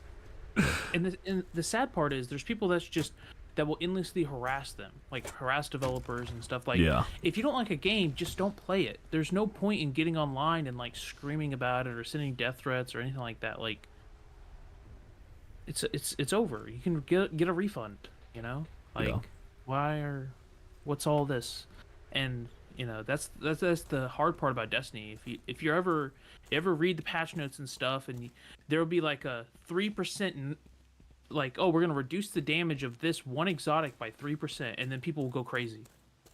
Like, oh my god, it's nerfed. It's unplayable now. They hate me as a person because I use this one thing, so they hate me, and I'm gonna go crazy after them. And it's just like, dude, it's gonna be just fine. You're gonna play, you're gonna use it, and you're not even gonna notice. Take a breath. Calm down. And you know, but that's one thing I like about Bungie is they're willing to talk to their community. They have a weekly twid every single week. They talk to the Bungie community, the Destiny community every single week, and they'll do the same thing for Marathon. Like, hey, every week we're gonna talk about the game. And I feel like that's good to have this open communication with the community, because it gets the community like, oh, I'm being heard. I wouldn't want them to shut down and stop doing stuff like that and only talk about patch notes and that's it. You know, I want to hear from them. I want to see what's coming next. I want them to talk to us. I want this interaction. And I think that's why I like at least the community side of Bungie, because, you know, they interact with us. They talk to us. They do these funny things. Sometimes they reveal a little bit more, you know, but it doesn't feel like I'm talking to a stone wall. Because how often are you playing a Dark Souls game and you're like, damn you, them, and you're like, where's this next patch note coming out? You know, you're not emailing them, you're not harassing them, but they don't talk to you, so you know there's no point in even like doing that. Yeah. But because Bungie interacts with them, they know it might come through. Mm-hmm. I think that's why this hate comes through, it's sad, but they know they can get under their skin. I know they're listening. Mm-hmm. Yeah. I don't know. I guess that's one of the not one of the perks. Do you think Twids and TW this week in Marathon will be dropped on different days? I can't imagine this reaction with the weekly Marathon blog comes out even a minute before the Destiny one. I don't know, Googie. I think that they'll keep Destiny on the same timeline, but I think it would be hard for them to update Destiny and Marathon on the same day, because if there's issues, you have these two teams like Scrambling. frantically. Exactly. So maybe like one releases on Tuesdays, the other one releases on Thursdays. What day does the TWID release now? So there's a weekly update every Tuesday, and then there's a TWID every Thursday. Okay. So my assumption, maybe it would release like, hey, there's a weekly update on Mondays, and then there's a weekly Marathon newsletter on Wednesdays, or move them over one. So weekly updates on Wednesdays, and then have a letter on Fridays. I'd love to see Twims replace Twids just to piss off Destiny community. It would, yeah. The Marathon community, yeah, we'll go to war. We'll bring it in. we request the Twid time spot, please. Yeah, maybe they'll release on the same day. I don't know. Because I'm not a game developer. I've never developed a game before, and I don't know how they're gonna do it. But I just know there's a lot of people that complain a lot about Destiny. That's because they care. They love the game. They play the game all the time, and they care about it. The worst thing you would want is to hear nothing about it. Yeah. So that's kind of an aspect. But the problem is, whenever you have so many people crapping on the game, who's gonna want to play a game that everyone shits on? Yeah. Like you've been playing it, and before you played Destiny, like did raids and stuff, what did you think of Destiny? Well, definitely 100%. The primary thing that I saw online was people shitting on it. I just saw the game is trash. They broke this thing. They broke that thing. I think the primary piece of information I probably had about Destiny prior to playing more heavily over the last year was about the sunsetting of content and that stuff, which I not to like say isn't a valid complaint. I get it if people are upset about that or whatever, but I don't know. I just having played it, I can't tell how relevant it is. I mean, I guess obviously I am missing out on a lot of stuff, but I don't know. Maybe my mindset is just different though, because I just kind of feel like all games I kind of just approach from like I don't know. There's very like an ephemeral nature to video games that maybe I guess in some ways isn't like a traditional way to look at games, but also I kind of feel like it's always been like that. Like you're never going to be able to go back and capture playing Halo 3 with your buddies in like, 2010. Like that's just not, you're not going to get it. So like in that way it's always been there, but now it's kind of like baked into how they develop the games, which I guess is the thing that people are upset about. But I've never been like tied to that idea of it's like, geez, killing myself here. Tied to the idea that it's like you can't like have things that aren't permanent in games. Like I think that's cool. Yeah, I think the whole issue with sunsetting, which is its own thing, which I think you make really good points. Is the fact that people pay for the game, and even though they were never gonna, let's say they'll never play it again, the fact that they can't go back and play it, it sucks. If I buy a game, I would want to be able to play it no matter what, because I bought that content. I know people are like suing The Crew. That was a racing game where it was permanently online, and whenever they cut support for the servers, if you try to play The Crew, you couldn't do anything. So you could buy a disc and nothing would happen. It's like what? And there's a lot of games like that. That it's like a lot of games that were all online. If they cut support of it, you can't play that game anymore. But the thing that was weird about Destiny is the fact that you could play the game, but just not that content. Yeah. And that's what hurts people the most.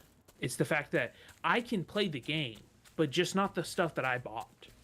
And the stuff that, like, something that people always overlook is the fact that Bungie, like, I would never want to be put in this situation. I don't know if it was the right decision or not. Like, don't come at me.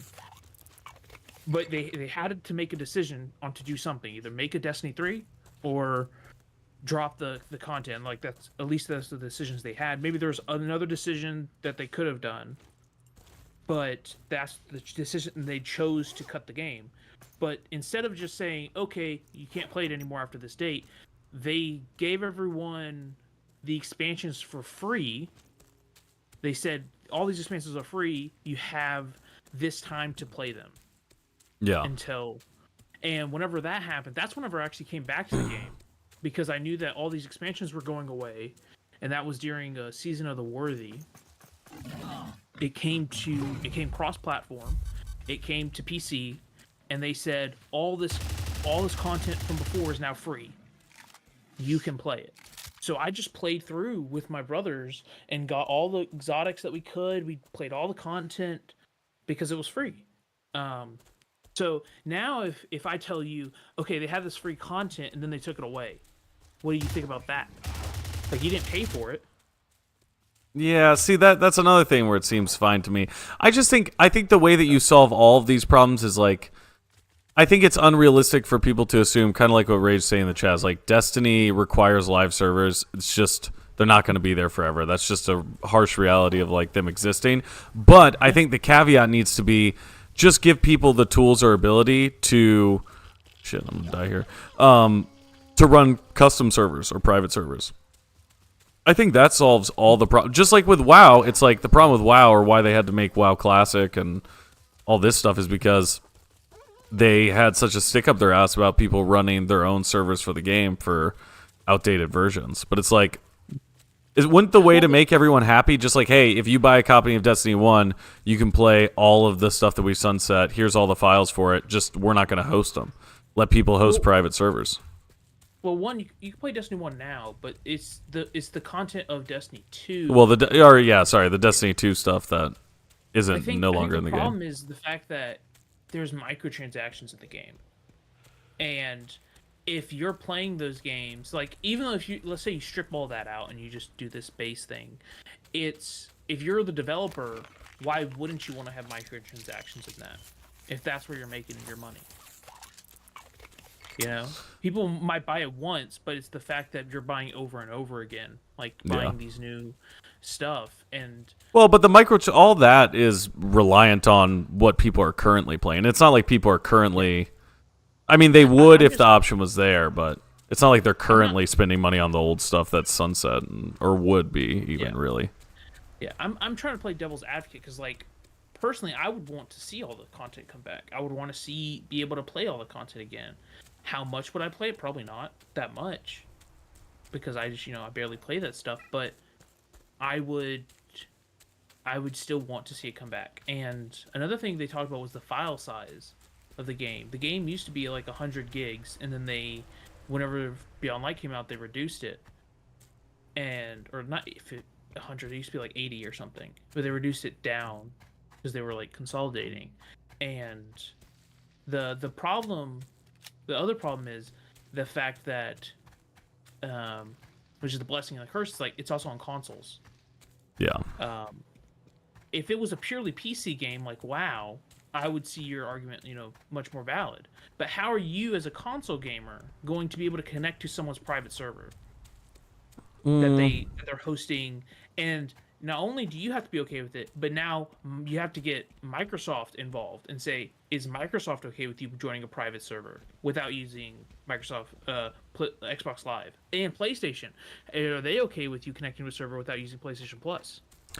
Yeah, but also it's like, if you bought a game on console, you understand you're limited to what the console, like, that's the thing that you're agreeing to. I agree that Microsoft is controlling how I access these games, and in return they give me a convenient platform to play them. Yeah. But yeah, you're right. We enter this messy argument where it's like, what is a game really? Is it the lines of code, or is it the experience to be able to play with other players? If I have the code for Destiny and I play that code, is that Destiny, or is that just some sort of other thing? Because for me, I think Destiny's not the same without its community. Like, if you make Destiny a single player game and just strip all of the multiplayer stuff out of it, strip everything out, and it's just one person walking around the world, I don't think it's Destiny anymore. And I feel like it takes a lot away from it. Like if there was no raids or dungeons in Destiny, that I don't think I would ever play it. Like it's just the truth. But would it be like, is it fair to say that like it would be not easy, but like they have like the playable versions of all the Sunset content they have. It would be possible at the very least to like just say, hey, here's this version. It's entirely disconnected from anything. If you and your friends want to load into it and play through that specific piece, I guess you could. But then again, like I said, I don't really know that, like, I don't think Bungie is beholden to, like, satisfying that urge for people because they're selling you a live service game and, like, shit changes. And the other thing you got to think about is any time they spend on that is time away from what they have to develop now. Yeah. Any time they spend developing Destiny 2 Classic or a big Destiny, bringing Destiny, all that content back, they're not going to resell it to people because people would be like, I already bought this once. You have to give it to me now. So it'd probably have to come out for free because you can't really keep track of who bought it forever ago. So now you're just making all this free content in the game when you could just be making a new expansion. Yeah. You could please all these people and make them happy, but they've already said, I'm never going to play the game again. So why are you trying to get them back? Yeah. And I don't know. It's a hard situation, and I don't know what they're gonna do. I just hope something like this doesn't happen with Marathon. Yeah. And I think they've learned their lesson. So. Well, also, it's kind of like a totally different beast as well because Marathon's like, I don't know if people are as like, obviously the narrative content is a little bit more prevalent because Marathon has this backstory and kind of how they're positioning what they want to do with the game, but also it's an extraction shooter, and I don't feel like I get why somebody would be upset like, oh, I'm not going to be able to play this aspect of the narrative because I wasn't playing during that season. But also I feel like everybody who is kind of tuned in to playing these kind of multiplayer experiences, they understand like some stuff is like you had to be there at the time that was releasing to experience that component of this thing. Mm-hmm. And I think that's what's going to set Marathon apart from Destiny is the fact that I don't know if they're going to be doing expansions per se. Maybe they just, if you've played Helldivers, have you ever played that? I haven't played it, but it looks good.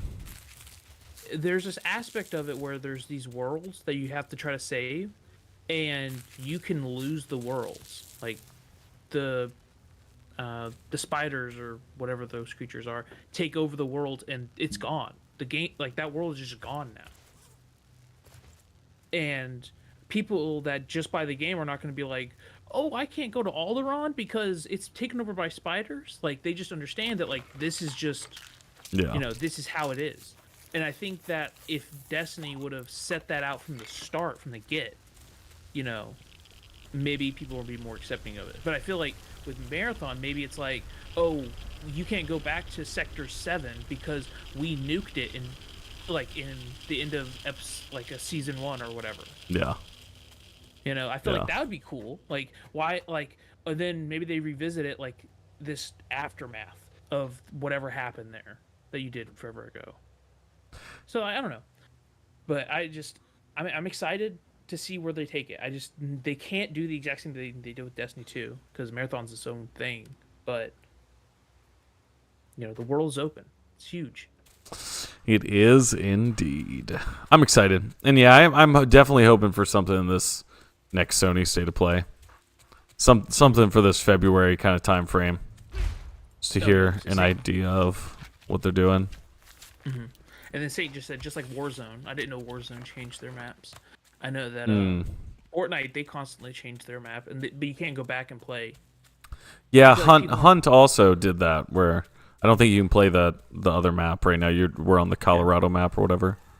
So maybe audiences are more receptive to it because it's happened in other bigger games. But whenever Destiny did it, it's like it had never been done before. Yeah. Or maybe not on that scale. I don't know. So how are you gonna do it, Ace? How are you gonna make the Destiny 2 community of Destiny 2 not a bunch of whiny assholes? What are you gonna do? It's impossible. I think the fact of the matter is, if you interact with Destiny on, if you interact with Destiny with, you're not playing with other people. You just log on, you play by yourself, you do your strikes, you play the campaign solo, you try to do the dungeon solo, and you made this build. You made this epic build with these epic weapons. And then all of a sudden you hear these whisperings on Twitter that this one thing that you've been playing with is going to be nerfed. You're like, what the crap? They're attacking me. And if they would just interact with the community and talk with other people, maybe they'll see a video about, hey, there's these other builds. Hey, there's this other content in the game. Hey, there's this, there's that. Like I feel like the problem is a lot of Bungie Destiny players are siloed into their own world. And whenever something Bungie does affects their world, it's like they're attacking them. Yeah. But if they would see the entire picture, they would understand that, like, hey, it's better for the life of the game. Like, Well of Radiance used to be so powerful that the only way Bungie could affect you was by knocking you out of the well. Like, that's how strong it was. If you were standing in the well, you want to die. So the only way they could do it was by knocking you out of the well. But then whenever they nerfed it, people that were in those silos were like, that's the only thing I use. Why are you nerfing it? They don't see the big picture that because they're having to do this, they're having to create the game around this really strong thing. Divinity got nerfed. It used to provide a 30% debuff on a boss, and they just moved it to 15, so half of that. That's all they did. They didn't change anything else about it. They just changed it from 30% to 15. And the reason they gave was they were having to make bosses with more and more health because they knew people would have a consistent debuff on the boss the entire time. So now with it nerfed, they can make a boss with less health and make it easier. Which seems fair. But I get, people got used to whatever. Yeah, people just see 30 to 15 and they get mad because they don't see what the result of it. They don't see what they're having to do. And you're never going to make everyone happy.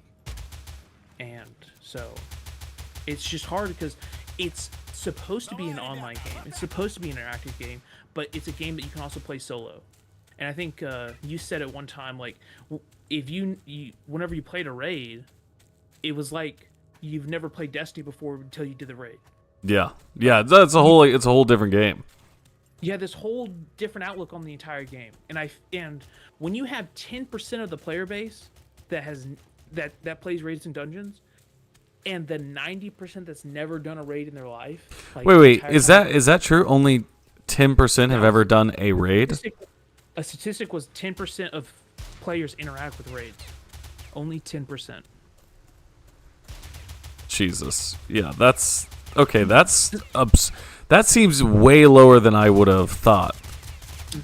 And it's sad because if you've never done a raid before, I don't think you've ever played Destiny. I don't think you've ever played Destiny because I think that's just the best content in the game. And if you're Bungie and you're hearing 90% of the community complain about something, what are you gonna do? You're gonna listen to just the 10%, or you're gonna listen to the 90%? Yeah. Damn. Oh, raid! You've never done a raid either. So, like, I'm confused. Like, what? Because, like, for me, it's like, I guess. Oh shit! Someone took my bag. Fuck. That sucks. Oh my god, they're gonna. Am I running farther into the enemy base doing this? Like, at a certain point, it seems like I would have just hit a wall. Like, when I beat the Lightfall campaign, I didn't even know what else. Like, I could have match made, I guess, for a dungeon or done strikes. Like, that would have been my thinking. But, like, like, if you're playing the game long term, I mean, it's probably unavoidable, right? Like, eventually you have to do a raid. In actuality, you don't. I found a community post on Reddit. This is from a year ago. Only an estimated 11.38% of players have ever completed a raid. Wow. As of raid report of 2024, 5 million players have completed a raid. Going off the numbers, there's 26.5 million accounts, so that would put it about 18.9% of Destiny 2 accounts have done a raid, but that was of Destiny 2 accounts. I think this is like just Destiny in general, so the Destiny 1, 2. So, like, that's a huge percentage that's not playing it. And the thing is, you technically don't have to play them. You don't have to play the raids. And the fact that you don't have to play them, like, it doesn't say... The newest expansion is the only one that says, like, hey, you need to play the raid. But typically raids, the bosses are not connected to the story. Like, they're connected to the story, but they're not, like... I didn't play Witch Queen and then have to fight Witch Queen in the raid. I fought Rolk, which is a different side character. He's big and bad, but he's not, like, the main villain. When you did Forsaken, you didn't fight Crow in the raid. You fought Riven, which was the true villain. In Beyond Light, I didn't fight Aramis in the raid. I fought, which was the boss, the big bad. I fought Tanix, which was a side thing. So, like, the raids typically are side things that they matter. It's really cool. It's the best thing I think they can offer, but it's not like you can still finish the story without it. And that's how Bungie's designed the game, where you don't have to do the raids, you don't have to do the dungeons, you don't have to do exotic missions to understand the story. And as soon as they make it where you have to, they make it so easy that it doesn't feel right. That's why people are so mad at exotic missions, because they make it exotic missions part of the story. But to make it part of the story, they have to make it easy enough for everyone to complete. And as soon as you make it easy enough, it doesn't feel like a raid. It doesn't feel like a dungeon. It doesn't feel like an exotic mission. So they want to keep some of that exclusive feel.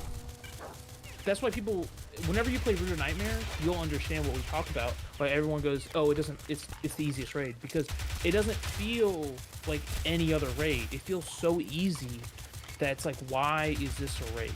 Like, it's labeled as a raid, it has raid mechanics, but it's so easy to the fact that it feels like a dungeon. It feels like it just doesn't feel right. And that's what the issues they're running into, is they're making this content dumbed down so then the 90% can play it, but it's not the same thing anymore. So wait, so in D1, sorry, Nomi said in here, D1 you needed to play the raids to get to the highest light level, but that's not a thing in D2. So wait, what if I want to get like up to the 2000? Because what, the new cap's going to be 2030, kind of. So like it's 2020. It's 2020 right now, or it's 2020? It's 2010 right now is the highest okay. gear you can get. You can go over that with the artifact. So if I wanted to get to like 2000, what should I be doing? Anything. Really, just any, because I feel like every time, like if I'm not doing raids, it seems like the rewards I get are the same light level that I am, basically. So you'll get the same light level, and then there's activities and weekly objectives that can give you light levels above it. They're called pinnacle rewards, and you get it from doing strikes. You can do raids, you can do dungeons, you'll get more light, but you can do pretty much anything in the game. And they've made the game that way because people complained about it, and people complained about it, and people complained about, like, why can't I do this hard stuff? Because, you know, I don't want to have to do a raid 8 times or 30 times to be able to play the raid, you know? So, like, from, like, if you think about it like that, like, yeah, that makes sense. But as soon as they started stripping everything back and dumbing it down, there was no need for the end game. And you know, that's the problem with Destiny. It's a casual MMO, so the hardcore fans can't play it like a hardcore MMO, but the casual fans are mad because it's an MMO. So they don't want to be an MMO. They just want to be like a COD shooter. They want to come in, play with their sidearm, and be able to do the hardest content in the game and complete it without making a build, without looking at an exotic trait, without looking at their armor, without looking at their weapons and picking optimal weapons, picking optimal damage. They just want to be able to stroll in and do the content. You think that's a benefit or a negative to the overall experience? I think if you remember the first time we ever streamed, I like it was just me and you. I took 2 hours to explain Destiny, just the mechanics of it. Yeah. How often do you think there's gonna be people that's willing to do that? Yeah. And that's a fault on Bungie's part? They should make it more approachable. How do they do that? I don't know. That's I'm not the game developer. I don't know how you would do that. But they've had 10 years to try to make it better, and they haven't done such a good job. I think to fix Destiny, you need to incentivize players that have played the game before to play with new players, to teach raids, to teach dungeons, to get them into in-game activities and give them rewards to do so. And you need to get new players into the game. Because if you have new players, you got more people in PvP. You got more people in those playlists. You got more people in PvE. You got more people doing raids. You got more people doing dungeons with more people in the game. So they need to fix the new player experience, make it more approachable, make the game more fun to play to new people. So you don't have to have a 2-hour session to this is what a build is, this is what a perk is, this is what this like. You need to be able to explain that to people in a concise, cohesive way so they understand it and how the game works. And then you also need to incentivize older players to help new players play the game and understand the game. Because once I finish a raid, there's no incentive to play the raid again. Bungie should reward players for teaching and carrying other players. Yeah, that's a good idea. Like, imagine if I played a raid, but I did a Sherpa run. Like I played with someone that's never beat the raid before, and I got double loot on everything. Yeah, that's great. That incentivizes me to play with the new player. Now, could it be toxic where, these people are not learning, they're just doing ad clear? Maybe. But then maybe they've done a raid before. Maybe they feel more empowered to be on another raid team. Yeah. Well, also I feel like even if you're not like understanding all the mechanics and stuff, like it is still a good experience. Like that would convince you to check out the other stuff. Yeah. And I think even if half the people have a bad teacher, the other half might have a great teacher, or like 25% may have a great teacher, and that will incentivize them to play more raids, and pass it along. Like if I never had a really good Sherpa, I don't think I would want to Sherpa with people. But I had such a good Sherpa that I was like, I want to have everyone have this experience when they play this raid. I want them to love this raid as much as I do. So. And you've been spreading the love ever since. You gotta spread the love. And I think that's the only way Destiny's gonna come back is if they can get people to spread the love and have everyone actually experience what I think is the best part of the game, then more people will come back. And let's say we change that 10% number to 50%, they're gonna be incentivized to do more in-game stuff, to do more raids and dungeons, to do more stuff like that, because now you got more people playing it. Yeah. I mean that 11% number is wild. I mean that's just pretty crazy. Yeah. And then now, if you're a developer, you understand all these things because you've been developing the game for years. But now you got to get upper management to understand that. It's like, listen, we need to spend time on this thing that is just for people that have played the game for free, and that will make the game better. Are they going to pay for it? No. Then why am I paying you to do something that someone else like for free? Yeah. I could pay you to work on content that's actually people are actually going to pay for. It's just hard. It's hard. Hard indeed, and especially now, like, because Sony is obviously marketing Marathon as one of their live service investor products, That's in their shareholders meeting or whatever from last year. So it will be interesting to see how the business end of things shake out or change throughout this year specifically. I wanted to mention, so sorry, David, you didn't have Divinity, you got kicked. I would never kick someone if they didn't have an exotic or a raid. You can do any raid with any weapon, and you can technically do it. You have to be more coordinated, and you have to make sure you coordinate stuff better, and everyone else has got to kind of pick up the slack. But every raid is possible with pretty much any heavy weapon. Like you can do it. You know, it's going to require more communication, more more stuff. There's people that do raids with just blue armor, and everyone has blue armor and blue weapons. So it's not like you have to have it, you know. But I feel bad for you, David. If you ever hey, you want to play? If you want to do a raid, I'm in the Discord. You Yeah, can message dude. on the Discord. Set one up. So wait, how many raids did you do this weekend? You did 2? We did 2, and then I technically did a third one with Jill. We did a Root of Nightmares run, so technically 3 raids, but 2 for the community, and then the other one was mainly to teach Jill because she wanted to do one because she wasn't able to play this weekend. She had to work. Do you want to talk about your experience on the raid? She's sitting behind me, watching it. She's been lurking in the chat. Do you want to talk about your experience with Nightmares? What are we in for? Hold on, I'm gonna unplug my headphones. I'm sorry if there's an echo. There shouldn't be though. Oh, you're good. Okay. Jill, what are we in for? Hello. Hello, hello. Hi. How was the raid? Is it a hard one? It really isn't that bad. Okay, okay.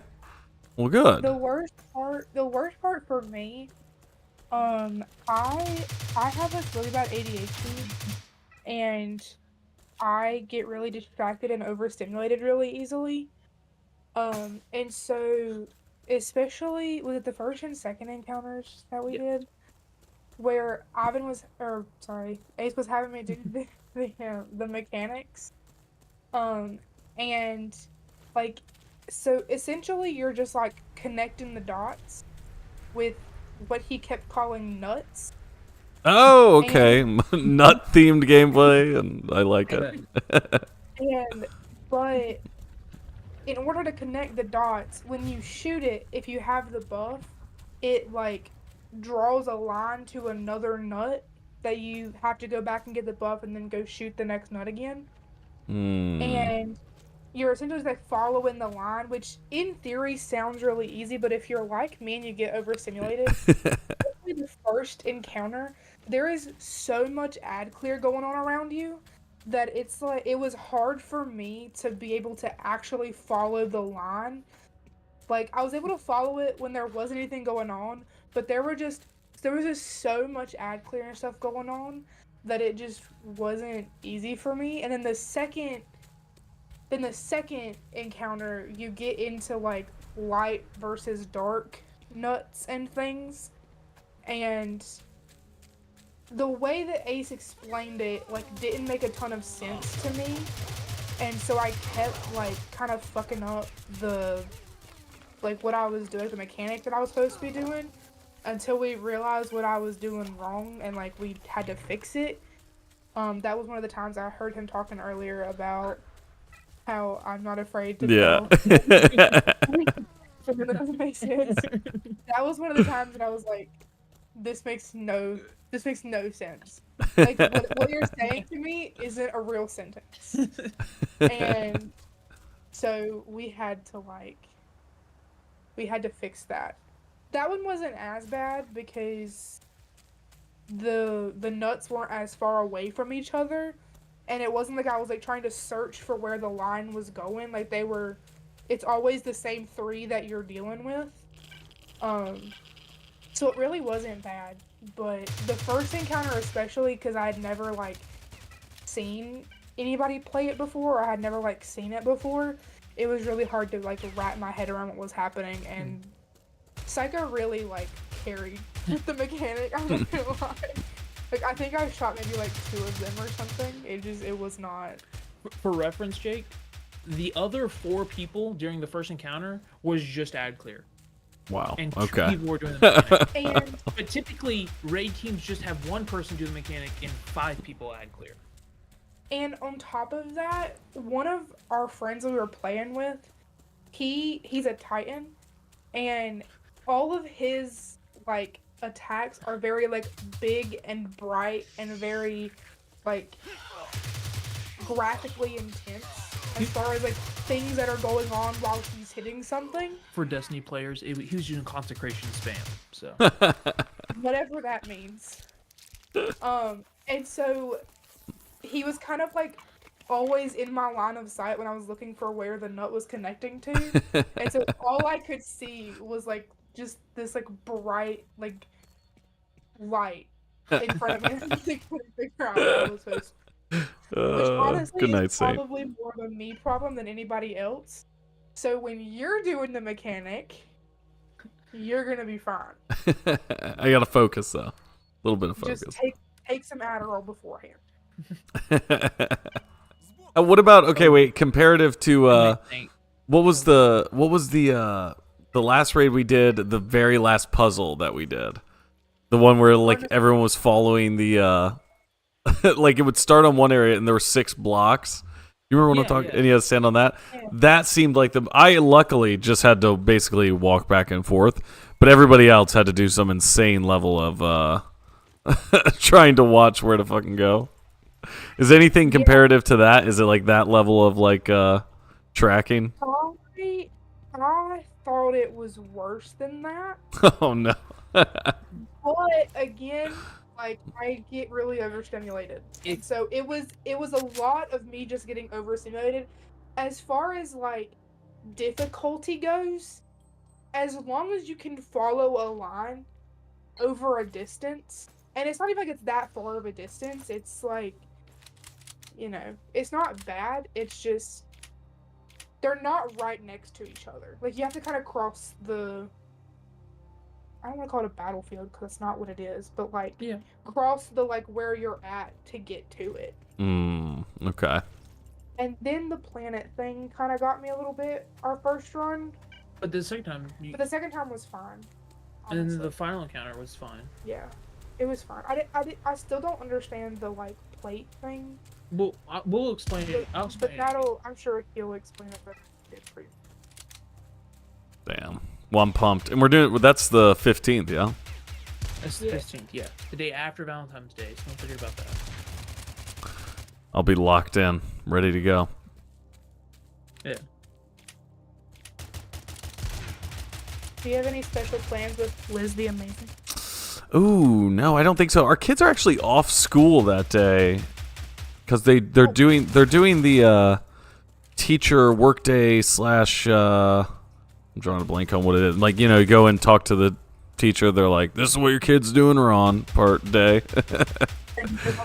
But they're doing that on Valentine's Day. So at least during the day, we're gonna be basically at the school talking to teachers.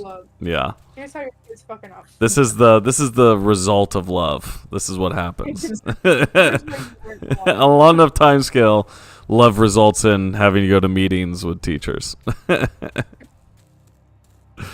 But yeah, I think that's all we got planned so far. You guys do anything fun? No. We're doing a raid on Monday after. A Valentine's Day raid. Maybe we should do some sort of Valentine's Day. Do we have any fashion? Any Valentine's fashion we could rock? Ooh. Probably. Maybe we should all do Valentine's fashion. Well, I know me and Jill do have dinner, so we're gonna go eat that because it's getting cold. Absolutely. Thanks for chatting, guys. Yeah, no problem. I could talk all day about this, but I Absolutely. You have a good dinner, guys. Thanks for giving him an outlet that's not me.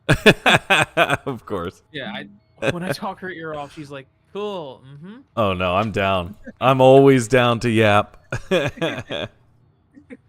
Bye, chat. Bye, Jake. Bye. I'll see you guys later. See ya. Lovely folks. Ace and Jill, always the best. Always the best. Oh yeah. Dude, this game. I've been getting smacked around a little bit. I literally, you know, I don't know who's here in the chat, but Dilbo Baggins on YouTube. That's why I'm playing this game, I think. It's because I saw some Tarkov guy playing it, and he was like, "Oh, it's actually pretty cool," and doing kind of the combat encounters with other players. And then I like, "Oh, what's this whole game about?" And there's this guy, Dilbo Baggins, who uploaded a video today, I think, even about this game. He like, I don't know if he mains this game or what am I doing? Kill hole punch. He's in here. What is this? Uh-oh. Instant load. But he plays this game and he does videos about it, and he like I like the random tornado, which I know I was throwing shit in it. I was like, oh, maybe I can use this to bounce or something.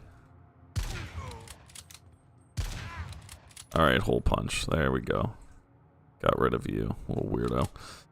But I saw him. He did a video about it that sold me. I was like, oh, it's a really cool project, and it seems like people have been like dedicated to it for a very, very long time. And that's what I think is very cool. And the fact that like the history of it was that it was a Minecraft mod and then it became this is sick. I think that's neat. And you can tell this literally was some people who were like, dude, I would love to have a Stalker MMO, you know.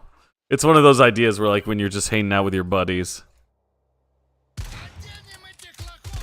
All right, that's gonna need to be a one-shot headshot there. We're gonna need to make that a one-shot headshot. I also need a scope for this thing. Of all the mushrooms growing. But yeah, I think the concept is really cool. Also, it streamlines some of the shit that even makes the new Stalker a little slow. Looks like a Roblox and DayZ had a baby. Exactly. That is exactly it. I thought it was a when I first saw it, I was like, this is like a Roblox game. Dude, there is a Roblox game though that looks straight up like Call of Duty or Counter-Strike or something.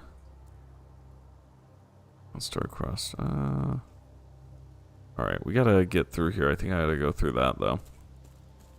But there is a Roblox game that looks just like maybe like it's like a Counter-Strike Call of Duty kind of blend. Because there's definitely iron sights and stuff in it. Alright, that's friendly. That's a Stalker.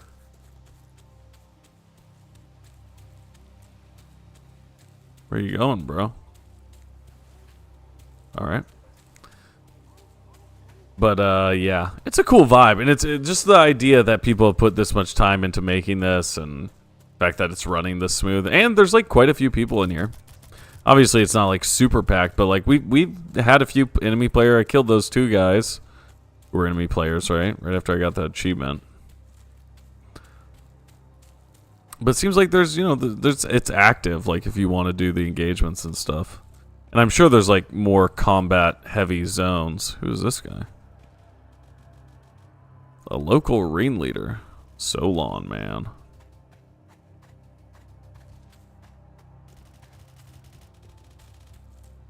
I need a little bit better of an understanding of like just understanding who's friend or foe, maybe.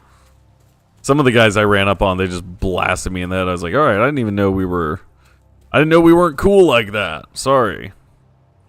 So I need to repair this too. Does the same guy repair weapons? I wonder if he repairs armor.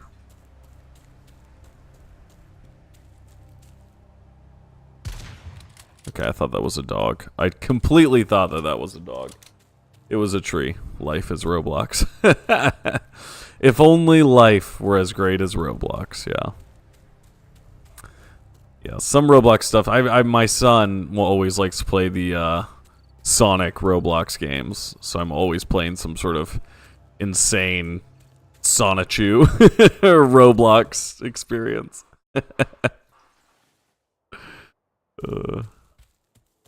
Yeah, but visually, this looks pretty good. This I'm pretty impressed. And the mechanics are pretty nice. Like, the shooting feels pretty good.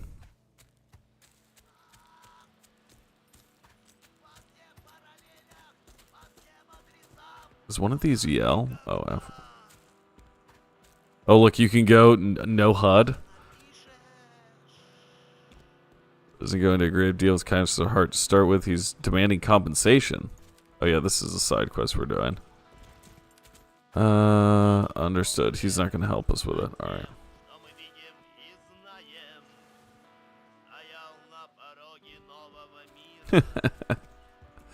That's funny.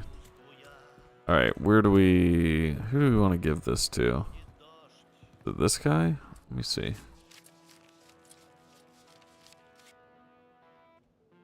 Ears to the ground story quest. Oh yeah, cobbler. That's this guy over here. Here we go. Let's do a lethal shot. Pour another. All right. We'll do another one. Bottoms up. Uh-oh. Do we intoxicate him? Look right there. Here, give me one more time. Okay. He doesn't want it. Doesn't want it right now. We got him too drunk, I guess. We got him too drunk, and he didn't want it. Speaking of Sonichu, on WWE YouTube channel, they were reading some of the fan signs, and one said, Chris loves Barb. I was taken aback. Dude, yeah, I'm in Virginia, so not only is Chris close in our thoughts and prayers. He's close literally. So, very wild, man. Love Chris Chan. Chris Chan is like such a, you know, I feel like lolcow stuff has become such a dark world. Like if you look at a lot of the lolcow discourse and how people interact with these kind of nefarious, I don't even want to say nefarious, what's the word I'm looking for? Infamous, maybe, internet people. It used to be a thing where I feel like, yeah, it was like bullying, but like generally everyone was kind of like just engaging in something that stuck to the internet as an online joke. But now it's like hardcore. I mean, like, I don't know. I feel like something gets so intense. Like, these people's lives are going crazy. You have to get blackout drunk again. The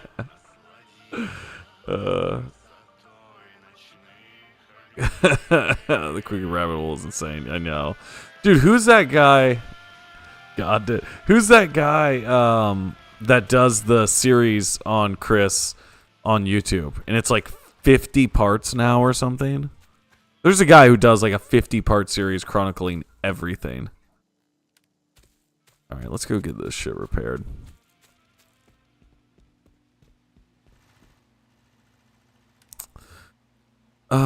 We want that one repaired for sure. We want this one repaired. Yeah, look, they only do modifications. Ooh. Interesting. Huh. Yeah. Daniel Larson is the one lolcow that interested me the most. I've not followed. I'm aware of Daniel Larson, but not one of the ones that I'm super familiar with. Let me see a picture. Hold on. Let me pull up a picture. Just so I make sure I'm thinking of the right guy here. Because Daniel Larson, he went to prison very recently, right? Yeah, okay. Yeah. Yes. Yeah, he went to jail for like bomb threats or something, right? It was something crazy. They're random for hours in the contest dungeon this Friday. Oh no, me. Dude, that's gonna be a good time though. Maybe you guys, you guys should stream some of that in the Discord. Interested to see how that all plays out. That should be fun, dude. That should be fun though. Gino Samuel, I believe so. Yeah. Do you sign the Discord? Okay, hold on. Let me pull this up. Let me see this.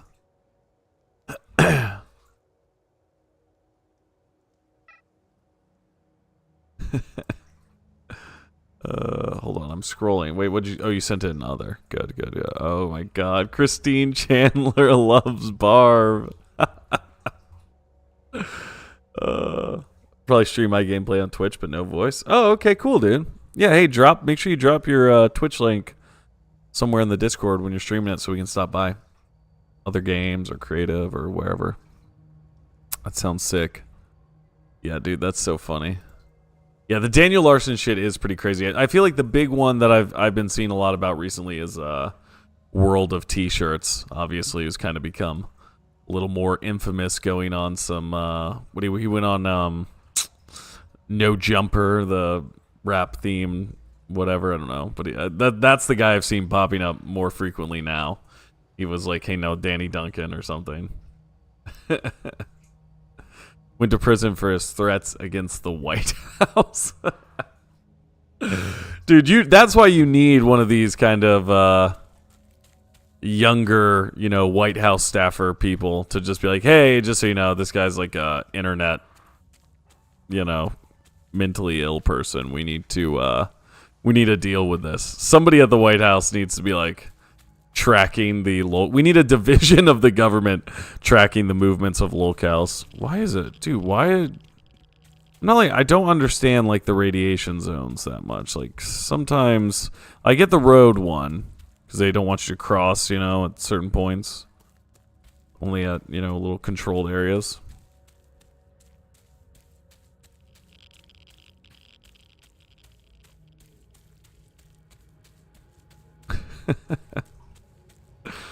Yeah, we definitely need some more eyes on the locales.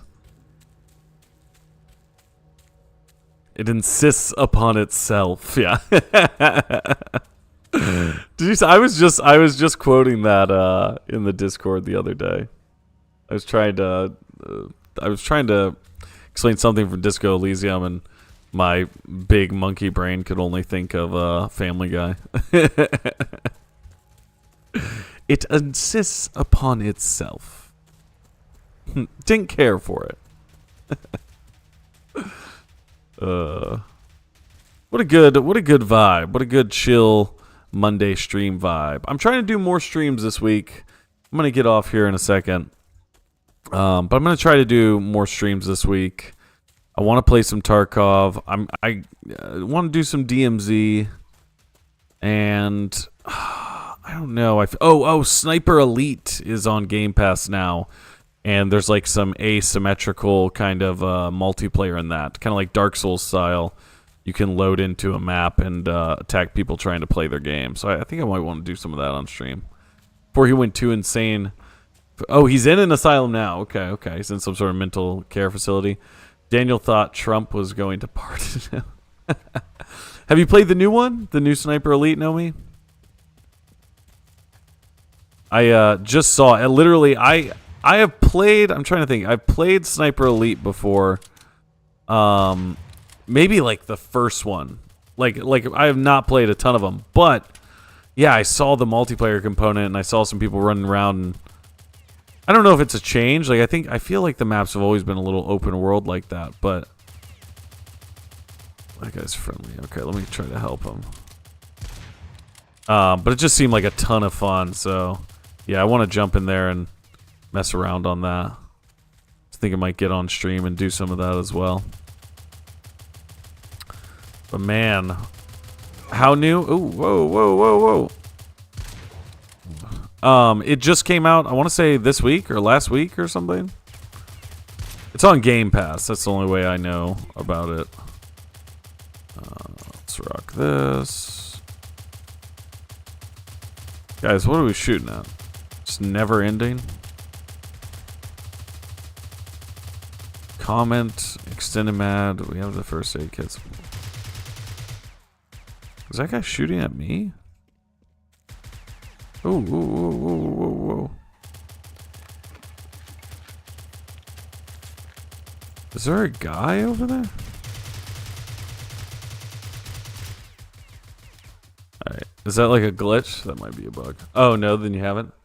Last one was Sniper Elite 5. Let me see what the name of this one is, just so... tell you. Let's see. Sniper... Oh. Sniper. No sniping. Elite Resistance? Yeah, it came out on the 28th. Mini nutshots have been made.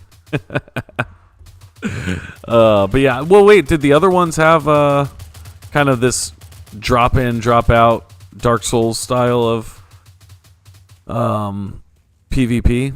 Because that's the thing, that's what I'm excited for. That's what I want to check out. What are you guys doing here? Little ass guns, your big ass blocky hands. Yeah, so hopefully I can get some enemy player nut shots. It's just one trench. It's up here. 5 did, but you never played it. You got invaded a few times. So yeah, I love doing the invasions. I never did that. I'm trying to think. I did the most invasions probably in Elden Ring on the Souls-like side of the house. But man, getting invaded in Dark Souls 3 was always like the most insanely anime moment. Can't wait for South of Midnight after the Xbox Dev Direct.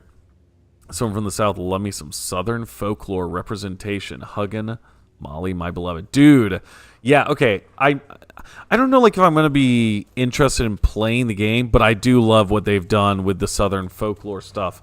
Dude, Beeble, if you like Southern folklore, hold on. There is a channel that I need you to know about because I love this and I don't know anybody else who would be into this. Oh, what's it called? It's called, maybe, I'm going to have to look. I'm just going to have to find it. Oh, man. Hold on. Bear with me. But this guy, he does like these really, really well put together little bits of like folklore from all over the South in these really good videos. And they all have just like this great kind of like spooky but Southern hospitality kind of vibe where it's like, oh shit. I didn't hit any of those shots. Just trying to help everyone. Oh, this is it. Okay, hold on. Dixie After Dark. Hold on, let me pop this up. Oh no. Ah! I'm trying to show them something. Hold on, I'm gonna pop this up for you, people. Oh my god. Okay.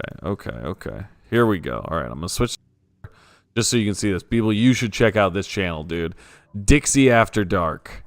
Yeah, it's all like folk tales, ghost stories, like cryptids, but it's all based around like Southern stuff, and it's really, really good.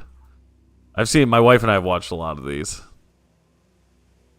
But yeah, definitely check it out. Dixie After Dark, great channel, great channel. Oh, what do I do? Wrong way. There we go. Ay. Channel addiction. We'll look into it. Nice. All right. Like Wendigoon's folklore videos, he finds a lot of good stories. Yeah. These are like Wendigoon stuff. Like same kind of vibe. You know, like a very detailed, chill kind of analysis. But definitely, if you like that kind of realm, you know, of creepy stuff, you would definitely like the Dixie After Dark stuff. Yeah, Wendigoon's really good. I loved Wendigoon's breakdown of, oh my god, it's the Cormac McCarthy book. I'm drawing a blank on the name right now. Not The Road, the other one. Blood Meridian. Really great video. If you've got me to read Blood Meridian. I saw the beginning of it, I was like, all right, I gotta check out this book. Back for it. Jake, by the way, I called someone out in the Discord who made AI art for the creativity channel, and people all agreed that it's AI. I don't know if that is allowed in the Discord, so yeah. Okay. I was seeing some of that before I started to stream, because I saw he had posted the you're talking about the guy, he posts the Tolzer, right? He posts the little kind of like outline of information. Someone's talking about that being AI too. I don't know. What do we think? Like, obviously I get the AI thing. Like, I don't really, like, I don't care for AI art or AI writing or AI stuff. Yeah. Wait, so he posted it in the art channel or the creativity channel? And he didn't like say that it was AI? Oh, what is that? A rat? Oh, a rat nest. I don't care about that. Seen The Stairs in the Woods, No Sleep stories. Loved every single one. It felt so authentic. No. Ooh, but I do like No Sleep. I haven't listened to a No Sleep podcast for quite a while. Just don't think it's cool. Yeah, I agree. I don't really like the idea that the creativity channel has AI art in it. I'm just trying to think off the top of my head of like the caveats to that. Yeah. I'll talk to Michael and Dodgy and Ace and see what they think. You say it's loud. Yeah, no, I definitely agree with what you're saying. I also think, like, I think it would be different if it was like, because the image that I saw linked today was like a guy in a hallway, right? It was like someone running down the hallway, but he didn't like say like this is AI, right? He just kind of posted it as if he had made it as art. Let me talk to Michael and see kind of what their thinking is on it. Oh, this is pretty sick. But yeah, I think I agree that I don't really think we should be putting that stuff in the because it's kind of just not creativity, right? It's for shitposts and inspiration only, not to substitute for actual art. Yeah, I agree with that. Especially if he's not saying it's like I said, it'd be a different thing if he was like, oh, I had this idea for this picture and I put it into this AI thing. And I thought it looked cool. That would be a different story. But if he's posted stuff saying like this is I created it, or not like annotating that's AI, I think he just said let's go when he posted it. Gotcha. Okay. Yeah, I'll talk to Michael and see kind of what we're thinking. But yeah, I don't think we. And the other thing is like I definitely wouldn't want like a bunch of AI stuff just like cluttering the creativity channel, especially because so many people put so much great shit in there. Why do these ones not interact with that? But yeah, I will check that out probably tomorrow. I'll kind of figure out what we're gonna do with that. We could also make an announcement because obviously I don't think it's something trolls are going rampant. Hey, if he's going rampant, maybe we'll cut him a break, right? Maybe we just need to get a bigger net for him to become meta stable on. But maybe we can make an announcement too. That way it's just kind of clear so everyone is on the same page and stuff. But sure, he didn't mean any harm. Such a creative community, it would be a shame to lose that with AI slop. Yeah, no, I agree with that. The points you made for your question's pretty nice, but some believe that is also AI, so I don't know. Yeah, well, you know, I didn't like think about it because the formatting is very AI. And he said that he uses this thing called Live Writer. Is that what he said it was called? Like I said, I was just reading this before I started the stream, but he said he used like he said he uses an AI tool to like organize his thoughts. So it's like is the idea that what he was putting in there was like things that he had written down like in a note organization app, and then he just asked for the AI to recall those notes in a manner that would be relevant to whatever we were discussing, which I think it was the Sekaguchi stuff. But yeah, that's also, it's kind of like one of those things. It would depend, like I guess, on what he's saying. But yeah, but if it's used just like, oh, here's some points I just put in a neat format so people can kind of like discuss or look at, I think that's fine. But yeah, I get what you're saying. It's just a picture I have a problem with. I don't have a problem with him in general. Yeah, no, agreed. Of course. Yeah, I get it. Everyone's chill. Everyone in our little corner of the internet here is chill. It's all about good vibes. But yeah, I do agree. I don't want kind of AI stuff getting thrown in with people who are actually creating like really hard work. A lot of work was put into the stuff they're putting on there. It's an AI trying to pretend to be human, but very poorly, almost charismatic, like Deborah Bot from Mitchell versus the Machines. All right, we gotta get Tolzer in a voice call then. See if he's a bot. Like I said, I'll talk with Michael and Dodgy and stuff about it tomorrow, and we'll come up with a good cohesive thing to put out so everyone's on the same page in the Discord. But yeah, thank you for reminding me here, because sometimes I miss stuff going on. All right, it's been a good stream, good vibes, good energy, very chill, very relaxed. I like that. Good times indeed. Thanks everyone for hanging out. Like I said, I'm gonna try to do more streams this week, I think. Thanks for actually, of course, dude. No, thank you for actively being a part of this whole thing, man. No, and I get it, yeah. And I definitely want to make it a good space for everybody, and those are some valid concerns, I think. So we'll make sure we clear it up.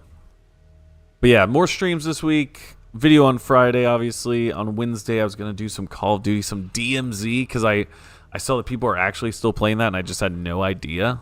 So I want to at least get my hands on it in 2025 before I kind of do my big video about what I think about extraction shooters. Then obviously I'm going to be as tapped in as I can in terms of waiting for the state of play announcement and potentially some marathon news. Hopefully we get that, you know, I don't know, I guess midpoint in the month. So someone was saying 18th earlier, I think, in here. But I think it's all rumors at this point, so we will see. But thank you guys for hanging out. Much appreciated. Love y'all. Big reveal video.